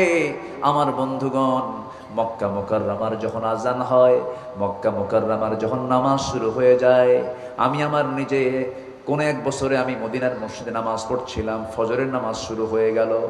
ফজরের সালাতে 90 বছর বয়সে একজন ইমাম নামাজ পড়াচ্ছিলেন। আমার বাবা আমার পাশেই ছিলেন, আমার বাবা বয়স্ক মানুষ। আমি আর আব্বা একসঙ্গে নামাজে দাঁড়িয়েছি। ইমাম সাহেব নামাজ শুরু করলেন, 2 রাকাত ফজর নামাজ শেষ হয়ে গেল। সময় লেগেছে 39 থেকে 40 মিনিট পর্যন্ত সময় লেগেছে। নামাজ শেষ হয়ে গেল, কোনো মুসল্লির মধ্যে কোনো বিরক্তি নাই, কোনো প্রকার কমেন্ট নাই, সবাই তৃপ্তি পাচ্ছে, চোখের পানি ফেলে ফেলে নামাজের মধ্যে কাঁদতেছে। ওই মদিনার মসজিদে ইমাম সাহেব 2 রাকাত নামাজ শেষ করতে 40 মিনিট সময় লাগালেন। আমার দেশের কোনো মসজিদের ইমাম সাহেব যদি ফজরের সালাতে যদি 40 মিনিট সময় ধরে যদি 2 রাকাত নামাজ পড়ে, বলেন তো নামাজের পর কি হতে পারে? বলেন কি হতে পারে? বলেন। হ্যাঁ, নামাজ শেষ বলবো হুজুর আপনার তো কোনো কাম নাই। আমাদের তো কাম আছে। হয়তো তার ইমামতি বাতিল হয়ে যাবে, কিন্তু না না, যে নামাজের মধ্যে তৃপ্তি থাকে না, যে নামাজের মধ্যে বিরক্তি চলে আসে, এমন নামাজি প্রকৃত নামাজি এখনো হতে পারে নাই। নামাজের মধ্যে যে ব্যক্তি অমৃত স্বাদ খুঁজে পাবে, পৃথিবীর কোনো কাজ তার আর ভালো লাগবে না। রাজুলুন কলবুহু মুআল্লাকুম বিল মাসাজিদ, যার দিলটা মসজিদের সঙ্গে লটকানো থাকে, এই দিলটা তারই তৈরি হতে পারে যে ব্যক্তি কদ আফলাহা মান তাযাক্কা, যে ব্যক্তি নফসকে শুদ্ধ করতে পেরেছে সেই নামাজের মধ্যে মজা পেতে পারে, ইবাদতে সে মজা পেতে পারে। ইবাদতের মধ্যে একটা মজা আছে, একটা তৃপ্তি আছে। কি মনোযোগ সাহাবে কেরাম দিয়েছেন, কে না জানেন ইতিহাসগুলো। সাইয়েদনা আলী রাদিয়াল্লাহু তাআলার ইতিহাস সবার কম বেশি জানা আছে। নামাজের মধ্যে দুনিয়ার কথা মনে হলে নামাজ কবুল হবে কিনা এমন ফতোয়া জানার জন্য বেদুইন একজন এসেছেন, বেদুইন সাহাবী। আমার রাসূল নাই, সাইয়েদনা আলীকে ডাক দিয়ে বলেছেন, আলী, নামাজের মধ্যে মাঝে মাঝে দুনিয়ার কথা মনে হয়, নামাজ কি আমার কবুল হবে নাকি? সাইয়েদনা আলী শক্ত ফতোয়া মানলেন না, নামাজ কবুল হবে না, যাও। পাঠায়া দিলেন। কিছুক্ষণ পর আমার নবীজি এসে বলছেন, ও আলী, তোমার কাছে কেউ আসছিল নাকি? এসেছিল। কি বলেছো? নামাজের মধ্যে দুনিয়ার কথা মনে হলে নামাজ কবুল হবে না। তাই বলেছো নাকি? হ্যাঁ, তাই বলেছি। ঠিক আছে আলী, এই মুহূর্তে আমি তোমাকে সুন্দর একটা কাজ দেব। কি কাজ বলুন? ওযু বানায়ার সঙ্গে সঙ্গে 2 রাকাত নফল নামাজ পড়বে। নামাজ শেষান্তে আমার তরফ থেকে, আমার পক্ষ থেকে সুন্দর একখানা চাদর আমি তোমাকে গিফট করব, উপহার করব। আনন্দ দেখে কে? ওযু বানালেন সাইয়েদনা আলী। ওযু বানায় নামাজে দাঁড়ায় গেলেন, রাসূল আমাকে চাদর উপহার দিবেন। খুব খুশি তিনি। নামাজ শুরু হয়ে গেছে।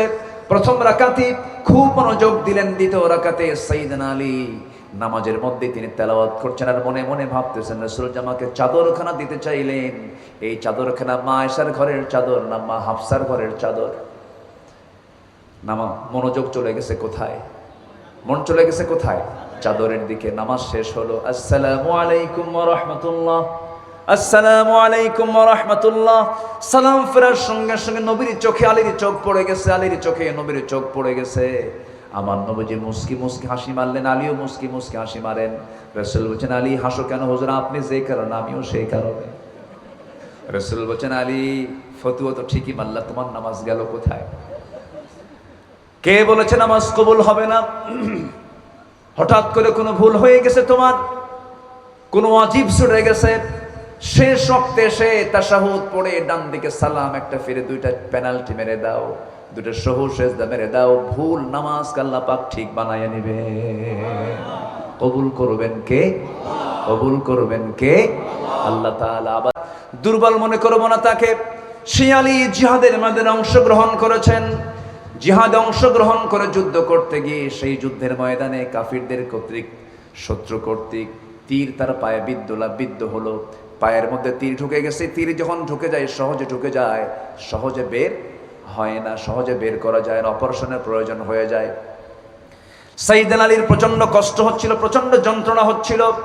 সাহাবীরা এসে বলছেন, ইয়া রাসূলুল্লাহি, আমরা সবাই তো সুস্থ আছি, কিন্তু আপনার জামাতা আলী যুদ্ধের ময়দানে তীরবিদ্ধ পা নিয়ে এসেছে, আমাদের মাঝে খুব কষ্ট হচ্ছে, কি করা যায়?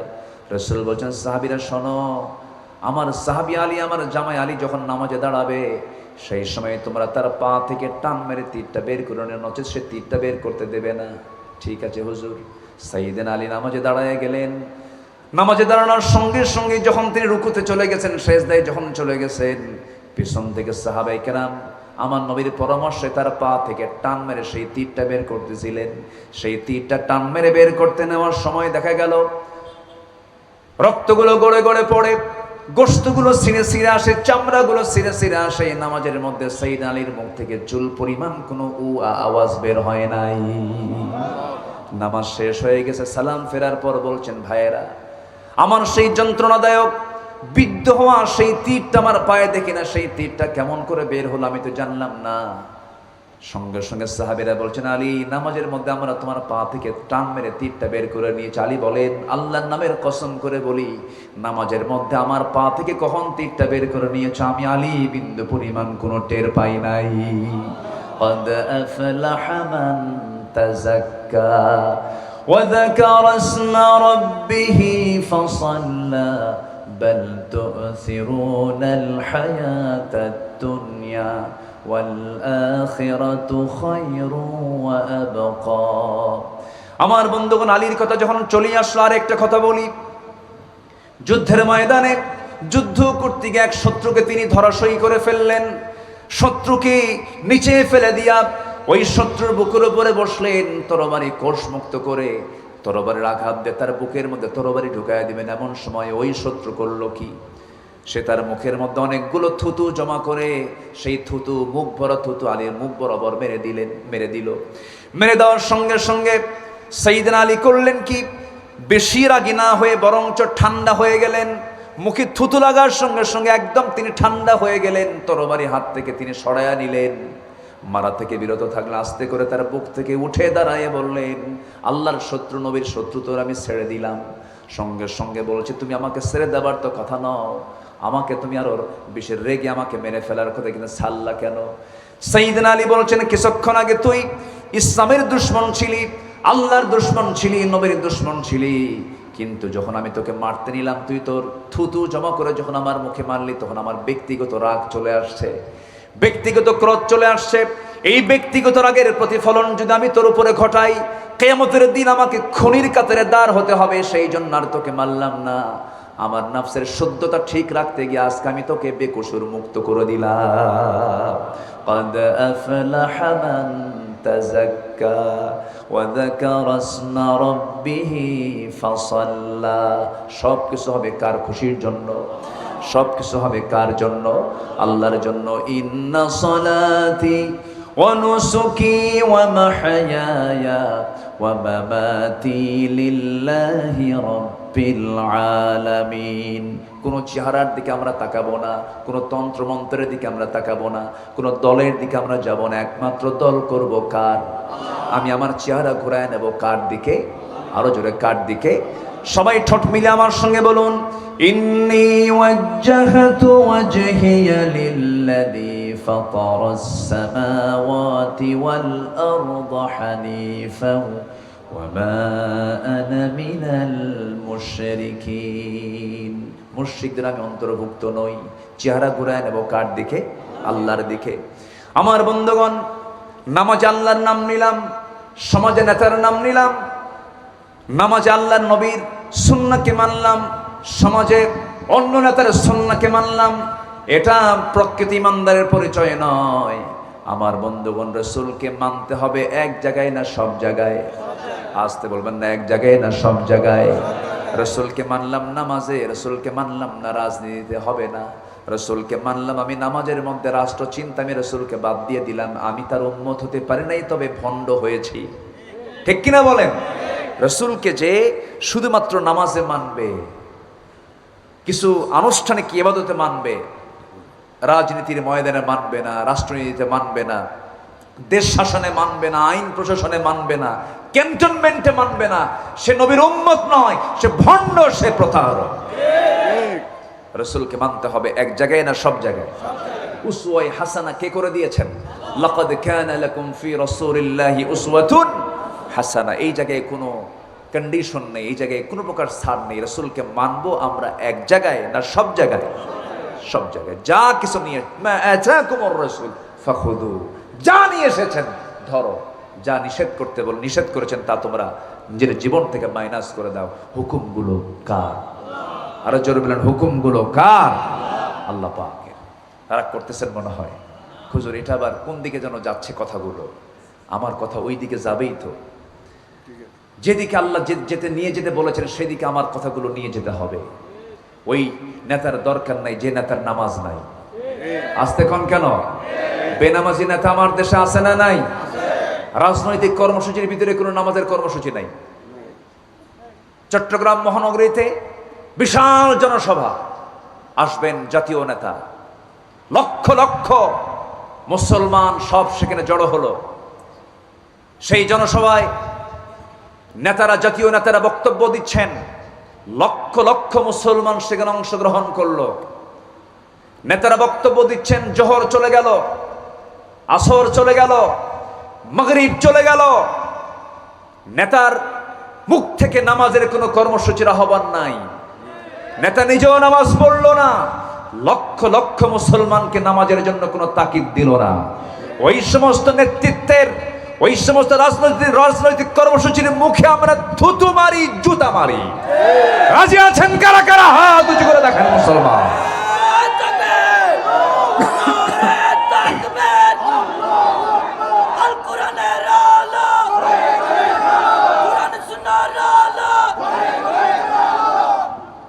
আল্লাহ কবুল করুন, জোরে বলি আমিন। আরো জোরে বলি আমিন। এই জাতি অনেক কিছু দেখেছে। দেশ স্বাধীনের আগে এই জাতি দেখেছে আইয়ুবের শাসন, কি ঠিক কিনা? আইয়ুবের শাসন দেখেছে। আইয়ুব করেছে শাসন, মুজিব দিয়েছে ভাষণ, জিয়া কেটেছেন খাল, আমাদের চাচা এরশাদের তাল বেতাল। সব দেখা শেষ। আগামীর দেশ হলো কোরআন হাদিসের বাংলাদেশ। রাজি আছেন কারা কারা? হাত উঁচু করে দেখা।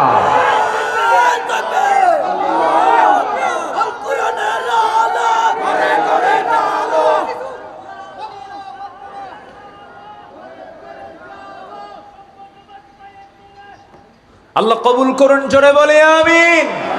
কোরআন আছে যেখানে, আমার নেতা তোমার নেতা। আল্লাহ কবুল করুন, জোরে বলে আমিন। আমার নেতা কি এক জায়গায় না সব জায়গায়? রাসূল কি এক জায়গায় না সব জায়গায়? এটা যেন মনে থাকে। এটা না মনে থাকলেই আমরা মুনাফিক হয়ে যাব। রাসূলকে শুধু নামাজে মানবো না, সব জায়গায় মানবো। আল্লাহ কবুল করুন, জোরে বলি আমিন। জিকির করব কার? নামাজ পড়ব কয় ওয়াক্ত? আল্লাহ বলেছেন ক্বাদ আফলাহা মান তাযাক্কা ওয়া যাকারা ইসমা রাব্বিহি ফাসাল্লা। জিকির করবা, আগে নফসকে শুদ্ধ করো, এরপরে জিকির করো, এরপরে আজান হলেই কিসে দাঁড়াও? নামাজে দাঁড়াও। নামাজে দাঁড়ালেই আমার সামনে কে দাঁড়ান? আসতে বলবেন না, কে দাঁড়ান? কান্নাকা তারাহু, আল্লাহ আমার সামনে দাঁড়িয়ে যাবেন। আল্লাহর সঙ্গে কথা বলতে চাইলেন আপনি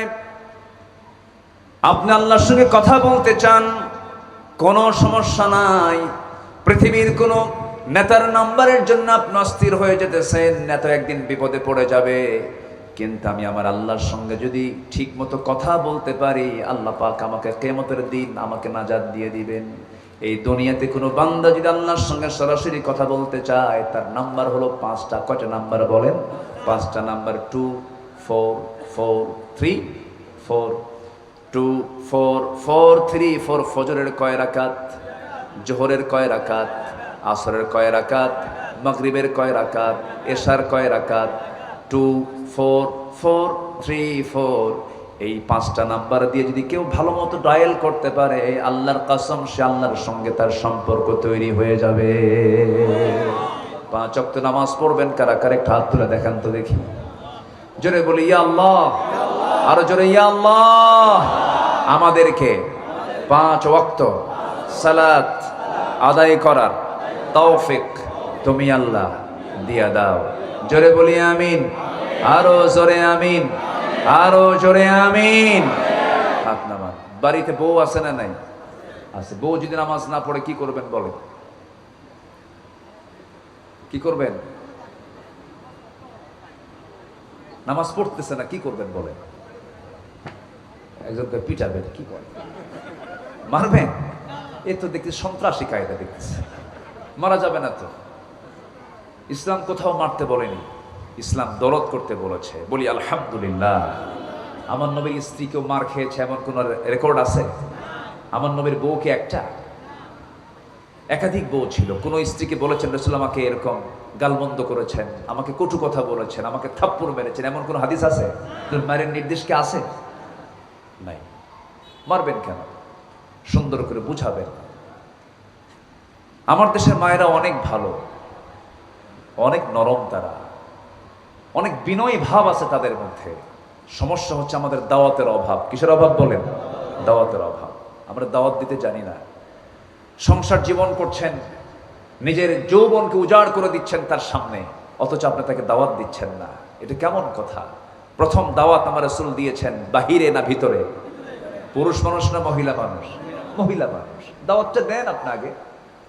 আমার নবী যদি দাওয়াত দিয়ে সফল হন, আমরা তার উম্মত, আমরা দাওয়াত দিয়ে সফল হব। আগে দাওয়াত দেন।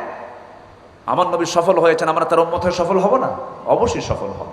আমরা তো নূহের উম্মত না। আমরা কি নূহের উম্মত? তার বউ ছিল কাফেরা। লূত ইসলামের বউ ছিল বেঈমান, তার ঈমান ছিল না। আমার নবীর কোন স্ত্রী কি বেঈমান ছিলেন? না, সব ঈমানদার ছিলেন।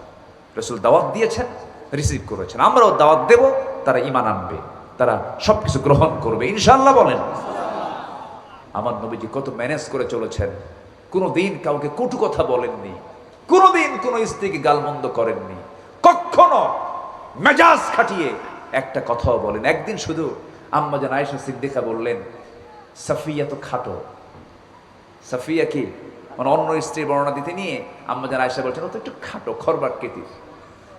রাসূল বললেন, তোমার এই খাটো শব্দটা যদি এখন সমুদ্রে যদি ছেড়ে দেওয়া হতো, তোমার কথাটাকে, লামাজাজাতহু, সমুদ্রের পানি বিবর্ণ হয়ে যেত, দুর্গন্ধ হয়ে যেত। এতটুকুন বলেছেন। তাও শব্দ, কত শব্দ চয়ন, কত সুন্দর, কি সুন্দর করে বুঝিয়ে কথা বলেছেন মুহাম্মদ সাল্লাল্লাহু আলাইহি ওয়াসাল্লাম। একদিন 4 স্ত্রী নবীর সামনে এসে বলছেন, ইয়া রাসূলুল্লাহ, একটা প্রশ্ন। কি? আমাদের 4 জনের মধ্যে গন্ডগোল লাগছে। কি গন্ডগোল? এই 4 জন স্ত্রী বলতেছে, আমরা প্রত্যেকেই বলতেছে, দাবি করছি আপনি আমাকে বেশি ভালোবাসেন, ও বলে আপনি আমাকে বেশি ভালোবাসেন, কিন্তু কেউ ছাড় দিচ্ছে না, সবাই বলছে আমাকে বেশি ভালোবাসেন, কিন্তু আপনার মুখ থেকে একটু শুনতে চাই, ইয়া রাসূলুল্লাহ, আপনি সত্যি করে বলুন তো, আমরা যে 4 জন আছি এখন, এই 4 জনের মধ্যে সবচেয়ে বেশি আপনি কাকে ভালোবাসেন? বলেন তো, প্রশ্নটা কি ইজি না হার্ড? কি সহজ না কঠিন? শুধু কঠিন না মহা কঠিন? মহা কঠিন। রাসূল বললেন যে প্রশ্ন করেছে এই প্রশ্নের জবাব দিতে আমার একটু সময় লাগবে, আগামীকাল সকালে তোমাদেরকে জানাবো, তোমরা যাও। পাঠায় দিলেন। আমার নবীজি করলেন কি, রাতের আধার যখন হলো, অন্ধকার রাত, আমার নবীজি হাতের মধ্যে কিছু খেজুর নিলেন, 2টা করে ভাগ করলেন। কটা করে? 2টা করে। 2টা করে ভাগ করে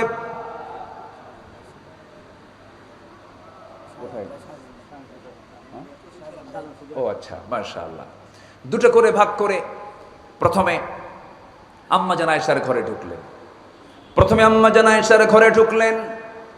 ঢুকে বলছেন, ও আয়েশা, আমি তোমাকে দারুণ ভালোবাসি, তোমার সামনে আসলাম, 2টা খেজুর নিয়ে আসলাম, 2টা খেজুর তোমাকে দিলাম, তোমাকে আমি দারুণ ভালোবাসি। এই ভালোবাসার কথা যেন অন্য কোনো স্ত্রীর কানে না যায়। দ্বিতীয় স্ত্রী ঘরে গেলেন, দ্বিতীয় স্ত্রীর হাতে 2টা খেজুর দিয়ে বললেন, উহিব্বুক, আমি তোমাকে দারুণ ভালোবাসি আমার স্ত্রী, আমি যে তোমাকে ভালোবাসি, এই ভালোবাসার কথা যেন অন্য কোনো স্ত্রীর কানে না যায়। তৃতীয় স্ত্রীর ঘরে গেলেন, একই শব্দ চয়ন করলেন। চতুর্থ স্ত্রীর ঘরে গেলেন, একই শব্দ চয়ন করলেন, 2টা খেজুর দিয়ে আসলেন। 4 স্ত্রীকে সমানভাবে কথা বলে, একই কথা বলে তিনি চলে আসলেন। পরের দিন সকালবেলা 4 জন স্ত্রী নবীর সামনে এসে বসে পড়লেন। জি, আমাদের সামনে আজকের মহৎ আয়োজনের সম্মানিত প্রধান অতিথি, দক্ষিণ এশিয়ার বৃহত্তম ইসলামী সংগঠন বাংলাদেশ জামাত ইসলামীর অন্যতম সিপাহসালার, চট্টগ্রাম মহানগরীর সম্মানিত আমির, এক্স পার্লামেন্টেরিয়ান, লোহাগড়া সাতকানিয়া মানুষের নির্বাচিত সাংসদ, সাবেক সাংসদ, জননেতা মজলুম আলহাজ শাহজাহান চৌধুরী, তিনি আজকের মাহফিলে এসে মাহফিলকে অলঙ্কৃত করেছেন। বলি আলহামদুলিল্লাহ। আমরা নেতৃত্ব পেতে চাই, সেই নেতৃত্ব যে নেতৃত্বের ভিতরে রাসূলুল্লাহর গন্ধ খুঁজে পাওয়া যায়। আমরা সেই ফ্লেভার যেসব ব্যক্তির মাঝে পাই, তার মধ্যে অন্যতম একজন হচ্ছেন এই চট্টগ্রামের বীর পুরুষ শাহজাহান চৌধুরী। আল্লাহ তুমি তার সকল খেদমতকে দ্বীনের জন্য কবুল আর মঞ্জুর করে দাও। সম্মানিত ভাইয়েরা, সময়ও ফুরিয়ে যাচ্ছে। যখন আমরা কোনো কাজ করতে করতে যখন ক্লান্ত হয়ে যায়, আর পারছি না, তখন কি বলি, 12টা বেজে গেছে। সময়ের চূড়ান্ত টাইম হচ্ছে 12টা, প্রায় ঘড়িটা কাটা সেই দিকেই পৌঁছে যাচ্ছে। আমিও শেষ করে দেব। আমরা ব্যর্থ হতে চাই না সফল হতে চাই? বলেন, ব্যর্থতা না সফলতা? সেই সফলতার পরামর্শ নেব আমরা পৃথিবীর কারো কাছে না আল্লাহর কাছে? আল্লাহর কাছে। এর মধ্যে সফলতার জন্য 3টা কাজ আমরা সূরাতুল আলা থেকে শিখলাম। একটা হচ্ছে নফসকে শুদ্ধ করব, জোরে বলি ইনশাআল্লাহ। যা কিছু হবে কার জন্য? আল্লাহর জন্য। জিকির করব কার? এই জিহ্বাকে সিক্ত রাখবো কার নামের জিকির দিয়া? নাম্বার 3 হলো আজান হলেই কিসে দাঁড়াবো? আজান হলেই কিসে দাঁড়াবো? আমি ব্যর্থ না সফল হব? সফল হব। আল্লাহ রাব্বুল আলামিন সফলতার কথা আরবিতে ফাইজুন বলেছেন, মুফলিহুন বলেছেন, আফলাহ বলেছেন। 10টা পন্থা যদি কোনো বান্দার মধ্যে থেকে যায় সে সফল হবে। নাম্বার 1 হলো আত্মশুদ্ধির পন্থা যদি কেউ অবলম্বন করতে চায়, মহান রব্বুল আলামিন 10 জায়গায় 10 রকম কথা বলে দিয়েছেন, 10টা কাজের কথা বলেছেন। আল্লাহ রাব্বুল আলামিন বলেন, ইয়া আইয়ুহাল্লাযীনা আমানু তুবু ইলাল্লাহি তাওবাতান নাসুহা। আত্মশুদ্ধির জন্য 10টা পন্থা। এর মধ্যে আমরা 1 নাম্বার পন্থা যেটা বলবো সেটা হলো খাঁটি মনে আমরা তওবা করব। তওবা করব কার কাছে? আসতে বলবেন না, কার কাছে? আল্লাহর কাছে। নাম্বার 2 হলো সালাত আদায় করব বিনয়ের সাথে। আমরা আত্মশুদ্ধিতার মাধ্যম খুঁজে পেলাম। নাম্বার 2 হলো সালাত। قد أفلح من تزكى وذكر اسم ربه فصلى بل تؤثرون الحياة الدنيا। নাম্বার 3 হলো আত্মশুদ্ধিতার জন্য সিয়াম দিয়েছেন। ফরজ সিয়াম আছে, নফল সিয়াম আছে, মাসিক কিছু রোজা আছে। আত্মশুদ্ধিতার জন্য রোজাটা একটা বেস্ট মাধ্যম। আল্লাহ রাব্বুল আলামিন বলছেন, কুতিবা আলাইকুমুস সিয়াম কামা কুতিবা আলাল্লাযীনা মিন ক্বাবলিকুম লাআল্লাকুম তাত্তাকুন। নাম্বার 4 হলো আল্লাহর জিকির করা। আল্লাহ রাব্বুল আলামিন বলেন, আল্লাযীনা আমানু ওয়া তাতমাইন্নু কুলুবুহুম বিযিকরিল্লাহ আলা বিযিকরিল্লাহি তাতমাইন্নুল কুলুব। সূরাতুর রা'দ আয়াত নম্বর 28। আল্লাহর জিকির করলে পরে হৃদয়ে প্রশান্তি দিয়ে দেন কে? আসতে বলবেন না, কে প্রশান্তি দিয়ে দেন? নেতার জিকির না আল্লাহর জিকির?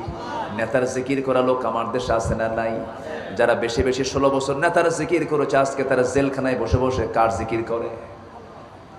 হ্যাঁ, এখন তার নেতা নাই। তাতমাইন্নুল কুলুব, হৃদয়ের প্রশান্তি, এটা আল্লাহর পক্ষ থেকে আসবে আল্লাহর জিকির করলে পরে। সম্পদই সুখের জায়গা নয়, সুখের ঠিকানা নয়। সম্পদ দিয়ে যদি সুখ হতো, শান্তি হতো। আমার দেশের টপ লিস্টেড ধনীর তালিকায় একজন ধনী আছে, তার নামটা জাতি আজকে চিনতে পেরেছে দরবেশ নামে। জানেন না আপনারা দরবেশ নামে? জানেন না? এমন দরবেশ বাঁচার জন্য নবীজির সুন্নাহ পর্যন্ত কেটে ফেলে দিয়েছে। যার মাথা থেকে পা পর্যন্ত সব সাদা, মাথার চুল সাদা, দাড়িও সাদা, কাপড় সাদা, পাজামা সাদা, জুতাও সাদা। বাঁচার জন্য সম্পদ তাকে রক্ষা করতে পারলো না, নেতার জিকির তাকে রক্ষা করতে পারলো না। শেষ পর্যন্ত বাঁচার জন্য দাড়ি কাটলো, মাথার চুল কালো বানালো, পাজামা খুললো, লুঙ্গি পরলো, গেঞ্জি পরলো, আবার ভুল করে নৌকায় চড়লো। ভুল করে কোথায় চড়ছে? নৌকায় চড়ছে, ধরে আনছে। এত বিশাল গ্রুপ অফ ইন্ডাস্ট্রিজের মালিক, হাজার হাজার কোটি টাকার মালিক, কিন্তু শান্তি নাই, প্রশান্তি নাই। কেন? কারণ সে সারা জীবন আল্লাহর জিকির করেছে না নেতার জিকির করেছে? নেতার জিকির করেছে। আল্লাহ বলছেন, না, সব জিকির বাদ দাও, আমার জিকির ধরো, আমি তোমাকে শান্তি দেব। তাতমাইন্নুল কুলুব, হৃদয়ে প্রশান্তি পাবা। নাম্বার 5 হলো আল্লাহ রাব্বুল আলামিন বলছেন, আত্মশুদ্ধিতার জন্য তোমাকে কোরআনের সঙ্গে সম্পর্ক বাড়ায় নিতে হবে। কোরআন যখন তুমি বেশি করে সুন্দর করে তেলাওয়াত করবে, তোমার ঈমানটা বৃদ্ধি পেয়ে যাবে। যারা পারেন অতি পরিচিত আয়াত, ওয়া ইযা তুলিয়াত আলাইহিম আয়াতুহু যাদাতুহুম ঈমানা ওয়া আলা রাব্বিহিম ইয়াতাওয়াক্কালুন। জোরে বলুন আল্লাহু আকবার। ঈমান বৃদ্ধির চার্জার হলো কোরআন। কোরআন দিয়ে ঈমানকে আমরা চার্জ দিয়ে নেব, ঈমান বৃদ্ধি পেয়ে যাবে। দৈনন্দিন জীবনের তালিকায় 1 নম্বর কাজ হবে কোরআন তেলাওয়াত। ঘুম থেকে উঠবো, নামাজে তেলাওয়াত হবে, আবার আমি বসে কোরআন তেলাওয়াতটা করব। যত জিকির আছে, জিকিরের মূল জিকির হলো আফদালুয যিকরি তিলাওয়াতুল কোরআন। আল্লাহু আকবার বলেন। তাহলে সঙ্গীতের টিচার দরকার না, কোরআনের টিচার দরকার। কিসের টিচার দরকার? কোরআনের টিচার দরকার। রুহের ট্রিটমেন্টের জন্য কোরআনের শিক্ষক দরকার। কিন্তু সরকার খুঁজে কাম পায় নাই, কিসের টিচার নিয়োগ দিয়েছে? সঙ্গীতে। নাম্বার 6 হলো সেজদায় বেশি বেশি কান্নাকাটি করা, আত্মশুদ্ধিতার জন্য বেশি বেশি চোখের পানি ফেলা। আল্লাহ রাব্বুল আলামিন বলেন ইয়াখিরুনা লিল আযকানি ইয়াবকুন, ইয়াখিরুনা লিল আযকানি ইয়াবকুন ওয়া ইয়াজিদুহুম খুশুআ। জোরে বলুন আল্লাহু আকবার। নাম্বার 7 হলো আত্মশুদ্ধিতার জন্য যেটা প্রয়োজন, হালাল রিজিক উপার্জন করা। ইয়া আইয়ুহার রাসূল কুলু মিনাত তাইয়্যিবাতি ওয়া আমালু সালিহান ইন্নী বিমা তা'মালুনা আলীম। জোরে বলুন আল্লাহু আকবার। নাম্বার 8 হলো আত্মশুদ্ধিতার জন্য, তাজকিয়াতুন নাফসের জন্য মিথ্যাচার ছাড়তে হবে, গীবত ছাড়তে হবে। ওয়ালা তাজাসসু ওয়ালা ইয়াগতাব বা'দুকুম বা'দা। নাম্বার 9 হলো আত্মশুদ্ধিতার জন্য, নিজের নফসের পরিশুদ্ধতার জন্য সবচেয়ে গুরুত্বপূর্ণ আরেকটা দিক হলো অহংকারকে বর্জন করতে হবে। অহংকার বান্দার মধ্যে আসতেই পারে। অহংকার এমন একটা বদগুণ, হাঁটলে যেমন টের পাওয়া যায় না, পিঁপড়া যখন হাঁটে হাঁটার আওয়াজ যেমন বান্দার কানে আসে না, বান্দার মধ্যে অহংকার কখন চলে আসে বান্দা নিজেও টের পায় না। শিরিক কখন চলে আসে বান্দা নিজেও টের পায় না। এই জন্য সর্বক্ষণ একটা বিষয় মাথায় রাখতে হবে, সকল কার্যক্রমে সবসময় ভাবতে হবে আমার মতো নগণ্য গোলাম আর এই দুনিয়াতে দ্বিতীয়টা নাই। আমিত্ব থাকা যাবে না। আমিত্ব যখন ঢুকবে অহংকার গেজে বসবে। আমিত্বকে নিজের জীবন থেকে মাইনাস করতে হবে। আল্লাহ রাব্বুল আলামিন বলেন ওয়ালা তুসাইর খাদ্দাকা লিন-নাসি ওয়ালা তামশি ফিল আরদি মারহা ইন্নাল্লাহা লা ইউহিব্বু কুল্লা মুখতালিন ফাখুর। জোরে বলুন আল্লাহু আকবার। সর্বশেষ হলো তাকওয়া অর্জন যার মধ্যে থাকবে সে ব্যক্তি তাজকিয়াতুন নফস, নফসের শুদ্ধতার মধ্যে সে চলে আসবে। তাকওয়া অর্জন করতে হবে। আল্লাহ রাব্বুল আলামিন সুন্দর করে বলছেন ইয়া আইয়ুহাল্লাযীনা আমানু তাকুল্লাহ হাক্কা তুকাতিহি ওয়া লা তামুতুন্না ইল্লা ওয়া আনতুম মুসলিমুন। জোরে বলুন আল্লাহু আকবার। তোমরা আল্লাহকে ভয় করো, যেমন করে ভয় করা উচিত তেমন করেই ভয় করো। ভয়ের মতো ভয় করো। সাহাবে কেরামদের মধ্যে কান্নার রোল পড়ে গেল। আল্লাহ আমাদের ভয়ে বুঝি তোমার দরবারে পছন্দ হয় না, তুমি আয়াত নাজিল করে দিয়েছো। আমার রাসূলের সামনে সাহাবীরা কান্দে। রাসূল বলছেন সাহাবীরা চিন্তা করো না, ইত্তাকুল্লাহ মাস্তাতা'তুম, আয়াত নাজিল হয়েছে তোমাদের সামর্থ্য অনুযায়ী তোমরা আল্লাহকে ভয় করো। আমার বন্ধুগণ, সাহাবে কেরাম যখন কাঁদতেন কাঁদতে কাঁদতে অস্থির হয়ে যেতেন। আমার নবী যখন কাঁদতেন কাঁদতে কাঁদতে অস্থির হয়ে যেতেন। আমার নবীজি সারা জীবন যত কার্যক্রম তিনি চালিয়েছেন, দিনের বিশাল একটা সময় তিনি কান্নার মধ্যেই কেটে দিয়েছেন। আম্মা জান আয়েশা সিদ্দিকা রাদিয়াল্লাহু আনহা একদিন নিজের চোখে দেখেন রাসূল সেজদায় পড়ে আছেন। ঘন্টা পার হয়, তিনি সেজদা থেকে মাথা ওঠান না, নড়াচড়া নাই। চিমটি কাটলেন, রাসূল নড়ে উঠলেন। রাসূল বলছেন আয়েশা আমাকে চিমটি কাটলে কেন নামাজের ভিতরে? তিনি বলছেন ইয়া রাসূলুল্লাহ, আপনার নড়াচড়া বন্ধ দেখে ভাবলাম বুঝি আপনি সেজদার মধ্যে মারা গেছেন কিনা। আমার বন্ধুগণ, আমার নবীজির এত চোখের পানি, অথচ আল্লাহ পাক যার আগের পরে সমস্ত গুনাহগুলো মাফ করে দিয়েছেন, তাকে মাসুম করেছেন। সেই নবী যদি এত চোখের পানি ফেলতে পারেন, আমার আপনার চোখের পানি ফেলার দরকার আছে না নাই? নফস শুদ্ধ হবে যার চোখে পানি থাকে। কাঁদবো বেশি কার কাছে? আসতে বলবেন না, কার কাছে? আল্লাহর কাছে। আমার বন্ধুগণ, আজান যখন হয়ে যাবে সব কাজ বন্ধ, সব কাজ বন্ধ। হাইয়া আলাস সালাত, হাইয়া আলাল ফালাহ। নামাজের দিকে আসো, কল্যাণের দিকে আসো। সেই সময় ইমানদার ছটফট করতে থাকবে। দোকানের শাটার বন্ধ হয়ে যাবে, বিজনেসের ব্যাপারে তার কোনো খেয়াল থাকবে না। সে অধীর আগ্রহে চেয়ে থাকবে আমি কখন আল্লাহর সামনে গিয়ে দাঁড়াবো। রাজুলুন কলবুহু মুআল্লাকুম বিল মাসাজিদ। চট্টগ্রাম নগরীতে আসছি, সেখানে নামাজ পড়বো। অমুক গ্রামে গেছে, ওখানে গিয়ে মসজিদে নামাজ পড়বো। রাজুলুন কলবুহু মুআল্লাকুম বিল মাসাজিদ। মসজিদ এক বচন, মাসাজিদ বহু বচন। যেখানে যে মসজিদ পেয়ে যাব, আমার সেজদার জায়গায় গিয়ে নামাজটা পড়ার চেষ্টা করব।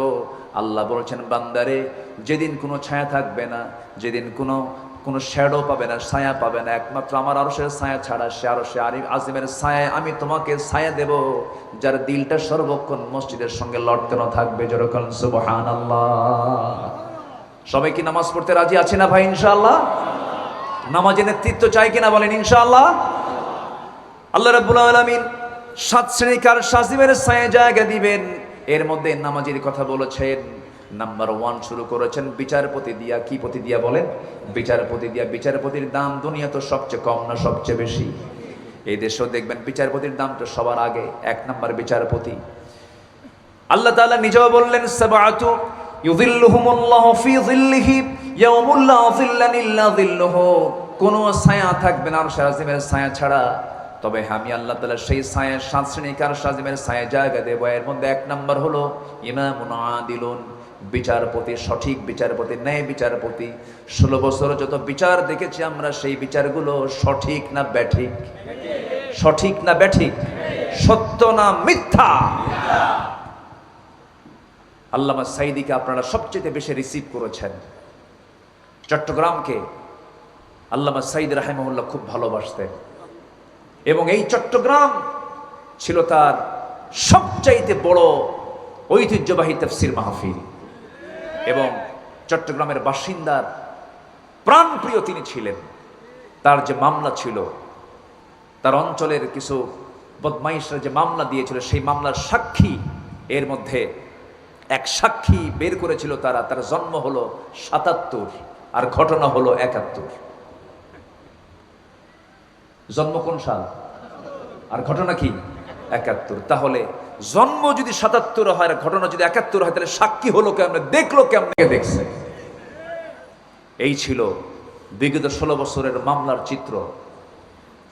সম্মানিত ভাইয়েরা, একটা জাতির যদি বিচার সঠিক থাকে, একটা দেশে যদি সঠিক বিচার যদি কায়েম হয়, সেই দেশটা হয়ে যায় জান্নাতের টুকরা। যেখানে বিচার ঠিক সেখানে সবই ঠিক। এই জন্য আল্লাহ পাক বিচারের প্রক্রিয়াকে প্রাধান্য দিয়ে বিচারকের মর্যাদা দিয়েছেন কয় নম্বরে? 1 নম্বরে। নামাজি আল্লাহ পাক এটাকে 3 নম্বরে নিয়ে এসেছেন। 2 নম্বর হলো শাবুন নাশা ফি ইবাদাতিল্লাহ। ওই যুবককে আল্লাহ পাক আরশ আজিমের ছায়ায় জায়গা দিবেন, যে যুবক তার টকবগে রক্ত দিয়া তার যৌবনটাকে খারাপ কাজে না কাজে লাগিয়ে, যার যৌবনটাকে টোটালি আল্লাহর ইবাদতে লাগিয়ে দিয়েছে, আল্লাহ পাক সেই যুবককে আরশ আজিমের ছায়ায় জায়গা দিয়ে দিবেন। জোরে বলি সুবহানাল্লাহ। সম্মানিত দ্বীনি ভাইরা, আসুন না, আমরা কাটায় কাটায় 12টা বেজে গেছে, আমি আর লম্বা সময় নিতে পারছি না। আমি খুবই আনন্দিত যে একজন লোকও মাহফিল থেকে ওঠেন নাই, বরঞ্চ আমি লোক কিছু কম পেয়েছিলাম, আরো কিছু লোক এসে মাহফিলটাকে পরিপূর্ণ আকৃতি দান করেছেন। বলি আলহামদুলিল্লাহ। আপনাদের অংশগ্রহণ নাজাতের কারণ আল্লাহ পাক বানিয়ে দেন। জোরে বলি আল্লাহুম্মা আমিন। সম্মানিত উপস্থিতি, অনেক মেহমানকে বসিয়ে রেখে অনেক সময় আমি ক্ষেপণ করে ফেলেছি। তাদের ব্যস্ততা এখন এত বেশি, চতুর্দিকে দৌড়াতে হয়, ঘুম নেই বললেই চলে, দিন রাত জনগণের পাশে থাকতে হয় তাদেরকে। সম্মানিত ভাইয়েরা, তিনি কথা বলবেন, আজকের প্রোগ্রামের সম্মানিত বরেণ্য অতিথি মহোদয় তিনি কথা বলবেন। আমি আর কথা না বাড়িয়ে যতটুকুন বলেছি, আল্লাহ রাব্বুল আলামিন আমাদের জীবনে যেন এটা বাস্তবায়ন করার তৌফিক আল্লাহ পাক দান করেন। এটা জোরে বলি আল্লাহুম্মা আমিন। আমি আমার দর্শটাকে পরিপূর্ণ করতে পারিনি, আর একটু কথা ছিল, কিন্তু সময় তো অনেক বেজে গেছে, সময় হয়ে গেছে। যতটুকুন হয়েছে আমরা বলে ফেলি আলহামদুলিল্লাহ। জোরে বলি আলহামদুলিল্লাহ। আমি